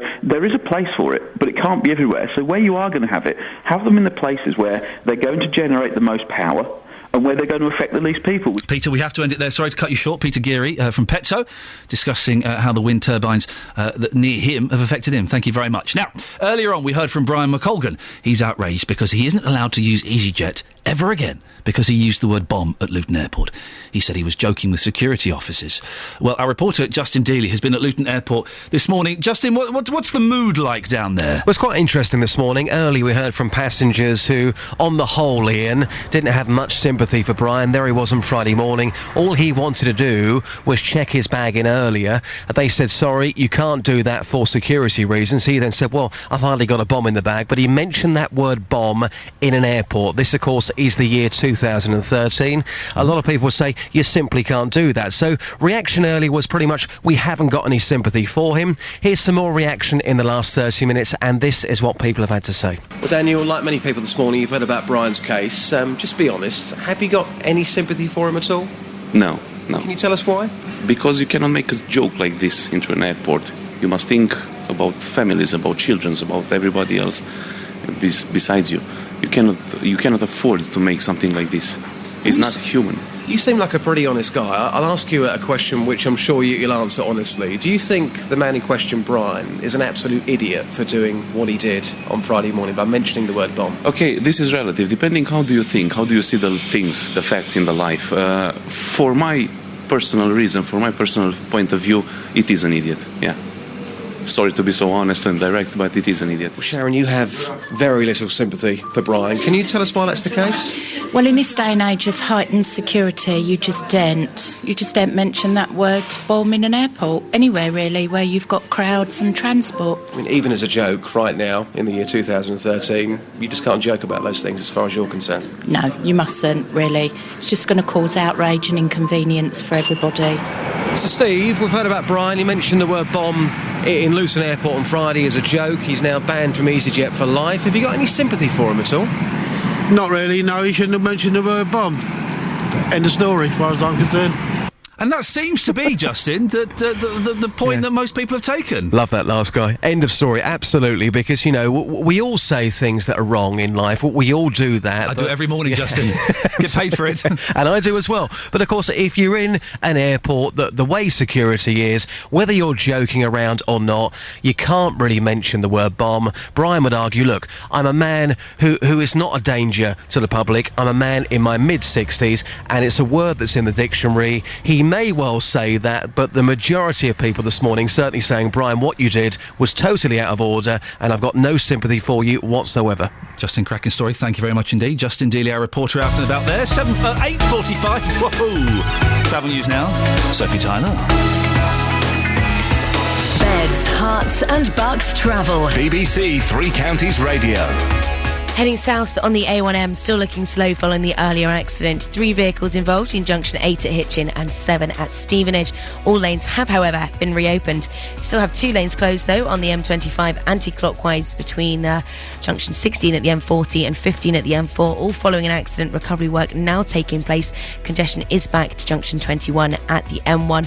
Also looking at delays of 45 minutes in 28 at the Brook Street roundabout and 25 at the A10 for Enfield. Now heading south on the M1, also slow just around junction 12 at Flitwick and Milton Keynes at 14 as well, particularly slow there. Heading into Watford, Clarendon Road is busy this morning just after Woodford Road, and the A405 also very heavy approaching the M25 junction 21A roundabout. While heading north in Marlow on the A404, it is heavy again just between John Hall Way and Wickham Road also. Now on the trains, delays of 30 minutes on East Midland services and First Capital Connect between Bedford and St Pancras, all following a signal problem at Luton. Sophie Tyler, BBC Three Counties Radio. Thank you very much, Sophie. Nearly 8:47. It's Monday, the 18th of February. These are your headlines this morning on BBC Three Counties Radio. The Academy of Medical Royal Colleges is calling for extra taxes on fizzy drinks as well as a ban on junk food adverts while children are watching television. A passenger has been banned from EasyJet flights for the rest of his life after using the word bomb at a check-in. In sport, Stephen Maguire beat Stuart Bingham by 9 frames to 8 to win the Welsh Open snooker in Newport last night. Coming up, after several years, the nightmare is over for the Bedfordshire widow who says it's been hell living with raw sewage seeping from her garden. We'll hear more before 9 o'clock, but before that, here's the weather with Elizabeth Rossini. Beds, Hearts and Bucks weather. BBC Three Counties Radio.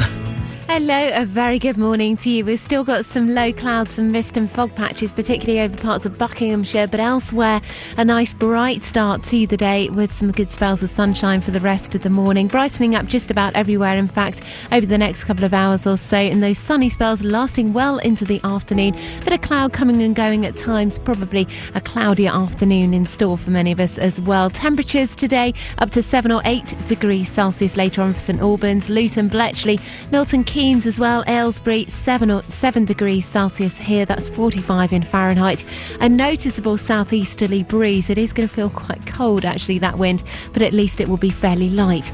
Into this evening and overnight, temperatures dropping to -1, -2 degrees Celsius. It will be quite a chilly night. Again, some mist and fog patches into tomorrow morning, and also a widespread frost as well. So cold start, a bit of a murky start as well tomorrow, but the mist and the fog should clear nicely through the morning. Some good spells of sunshine around into the afternoon as well. Temperatures again up to 7 degrees Celsius.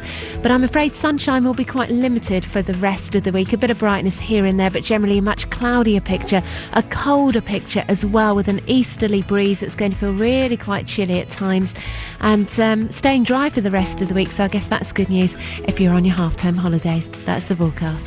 Thank you very much, Elizabeth. Were you rude people on Facebook? Paul Wood has posted on Facebook. On a different point, how stupid did Jonathan Vernon Smith sound about football? Talk about out of touch. How rude! Paul, I mean, yes, you're absolutely spot on, Paul, he did, but still very rude. Weekdays from 3. Local news. Campaigners are holding a protest against a wind turbine that could be built near the Buckinghamshire village of Ford. Discussion. We were told when he was 5 days old that the only way for him to have a life outside of a wheelchair would be to have a through-knee amputation at the age of 1. Debate. Coming up after 6, we've got an hour discussing business and finance. Later in the show, it's all about the entertainment world. It's the family and lifestyle debate. It's our politics panel discussing how politics affects us. Roberto Peroni. Weekdays from 3 on BBC Three Counties Radio. Morning, this is Iain Lee, BBC Three Counties Radio. Just firing some of the junior members of the staff for being disrespectful to me during that trailer. Shameful. Now, good news. After several years, the nightmare is over for the Bedfordshire widow who says it's been hell living with raw sewage seeping from her garden. We did this story a few weeks ago, and it's one of those things. It sounds quite light and flippant, but then the more you delve, the murkier it gets in every sense of the word. Heavy rain triggered the problem and left puddles of sewage outside Connie Manning's home at Tottenham, which then flooded the lawn. She was suicidal about it. Here's a reminder of what happened when our reporter Jessica Cooper visited Connie to find out the extent of the problem. It's been hell, simply because the doggies want to go out, and no, that's quite an effort keeping those two in, and an extra walking for me to take them out. But it's just the fact of just looking out into the garden and all your hard work for weeks and weeks, which I love. I love my garden, and it just looks like a heap of floating water with ghastly, huge pancake patches of other people's, I don't know what word to use, but I think one uses the imagination to understand what I'm talking about, and things that should never be in there, and horrified when the dogs have to pad over that, or I have to get to the shed or open the garage door. It's horrendous. How has it been making you feel then? If you've been having to look at this for 5 years, out your window every day, what does it make you feel like? Well, it's sort of on and off for 5 years, not sort of 5 years. I wouldn't be here. But, well, horrendous. I don't know another word for it, actually. I just want to run away. And that's it. I don't know what to do. I'm sorry. That's okay, don't worry. What do you want to be done? What would make this better for you? Obviously the water sucked up, and all I want it to, so that there's no germs left there, because I want to go out there and pick hold of things that have been near that or in it or something, and I just want it back how it should look, because it's a beautiful garden and I work hours in it. Well, that was a few weeks ago. The good news is it's all been sorted. Engineers even diverted the sewage an extra 80 metres away from where they were initially going to put it, just to be on the safe side. Well, Andrew Selous, the Conservative MP for South West Bedfordshire, supported Connie and helped come to a resolution. Andrew, Congratulations. I don't want to big up your part too much, but you did step in when we asked you to. You had a word with the water board, and it's been sorted out. Thank you very much. Well, I'm delighted to hear that it has been sorted, and I know that Anglian Water were working all over this weekend. I mean, obviously, of course, it would have been much better if it hadn't happened in the first place, or it would have been sorted out some time ago. But credit where credit's due, Anglian Water have pulled out all the stops to finally sort it out, and I'd also like to thank BBC Three Counties for drawing attention to it, because I think you also helped, and you should take some credit as well. Well, listen, that's one of the lovely things about doing a local breakfast show, is that we get to hear these tragic stories and hopefully just nudge things in the right direction, and they have a successful resolution. And fair play to Anglian Water. They went that extra mile, didn't they, and created an extra 80 metres of drainage. They have found extra problems along the way, which they didn't realise were there, which is perhaps why it's taken so long. But delighted to hear that it has been done. I do hope they will sort of fully clean up Mrs. Manning's garden as well. Just listening to her, she obviously, wants to be able to get out in the garden. Yes. The spring is coming, so that would be really kind if Anglian Water would sort of disinfect it, or whatever one does, just to make it completely safe for her to go out in the garden. So I very much hope they'll do that as well. Listen, we're all patting each other on the back, and it's nice to do that every once in a while, and it's nice to hear an MP taking an active interest. If any of your constituents have got similar problems or other problems, what should they do to get in touch, Andrew? Well, email me is probably the easiest, andrew.salou.mp@parliament.uk. They can write to me at the House of Commons. They can ring my office in Dunstable, 662-821. And, I will always do what I can to help. I have very hard-working staff as well, which support me in what I do, but that's what MPs are here for, to try and help. So Andrew, thank you very much for your help. Cheers. Okay. There we go, Andrew Salou, Conservative MP for South West Westminster. It's easy to come on the air and do horrible stories about things going wrong, but I do think it's important, if something gets sorted out every once in a while, to congratulate the people, pat them on the back, and say, well done, thank you very much for that. This gentleman who said the word bomb, banned from EasyJet for life. Jürgen has tweeted at BBC3CR, surely not a smart thing to say during check-in. Clearly an overreaction from airline and check-in staff. Mark on Facebook says, stupid thing to say at an airport and should be banned from flying out on any air company. Really? A slap on the wrist, a fine, maybe being forced to miss that flight. But, really? Sheila's in St Albans. Good morning, Sheila. Good morning. What's your take on this? Are we being a bit harsh on this gentleman? No, apart from being one idiot, I think he's a double idiot, because instead of turning round and saying, I was stupid, he's now saying, oh, I'm the victim. However, some years ago, I was standing at Luton Airport waiting to take a flight, and the usual thing came over the tannoy. We all had to clear out of the airport, then we have to take our bags, and then we wait around, and the flight's delayed. Why? Because there was a suspect package. Oh. And now that didn't happen just to me, there were several other times. This is, years ago when probably TriStar was flying, you know what I mean, and Luton was a little place. But I can assure you, to turn around and be in the middle of everything, have to leave everything, go and stand in the car park, cold, waiting, not knowing what's going on, and then have to go and find your bags and take them over to another area so there's no bags left without any owners. When someone says the word bomb in an airport, believe you me, I would be moving away. Sheila, thank you very much. You've had experience of the hassle that these kind of things can have in an airport. Just ending quickly, Sheila, sorry to cut you short, because I just want to get this last little story, because this is another nice thing. St Albans, many claims to fame, the home to Samuel Ryder, and famous residents include our very own Jonathan Vernon Smith and Michelle from Big Brother. However, the event that will go down in St Albans history will be the day that international movie star Tom Cruise had a curry. It's now been enshrined in film in its own right, and you can see it at the inaugural St Albans Film Festival. And festival director Leona Kibbe joins me now. Morning, Leona. You've seen the film. What do you reckon to it? Oh, it's lovely. Yeah, it's a real fun, light-hearted take on Tom Cruise's visit to St Albans. Yeah. What kind of film is it? Describe the genre. What would I expect from it? Okay, so we, for our film festival, we were really lucky in our first year. We had over 350 entries from 30 countries around the world, and that was across 6 different categories of short films. And this was on our music video category. So it's written and performed by a lovely songwriter-singer called Daria Kulesh. Hope I've pronounced the name right. And she's created a lovely take on his visit. So it's really good fun. This St Albans Film Festival, we haven't got much time, but just tell us about it. What kind of things are going to be in there? There's something for all ages. We've got things for tiny little preschoolers, animated nursery rhymes. We've got feature films with celebrities coming along, filmmakers coming to talk. We've got workshops like filming extreme sports. We've got a DJ night. We've got just something for every taste and every age. When I read about this, a film festival in St Albans, Leonie, it strikes me as a little unusual. Why the need for it? Because we don't have a cinema. Is that why it's unusual? Yeah, that's part of it, yes. We need it because we don't have a cinema, because there is just a huge wealth of filmmaking talent in St Albans and film history as well. You mentioned a couple of our film historic points, but we also, Stanley Kubrick was living in the area. Of course he was, wasn't he? Yes. Things around it, yeah, as well as Arthur Melbourne Cooper, who was a pioneer in stop frame animation. So we're celebrating him as well. So very quickly, we're running out of time, Leonie. Is there a website that people can go to? www.stalbanfilmfestival.com. Excellent stuff, Leonie. Thank you very much indeed. I think it's a cracking idea. What a nice note to end the show on. Travel news now, Sophie Tyler.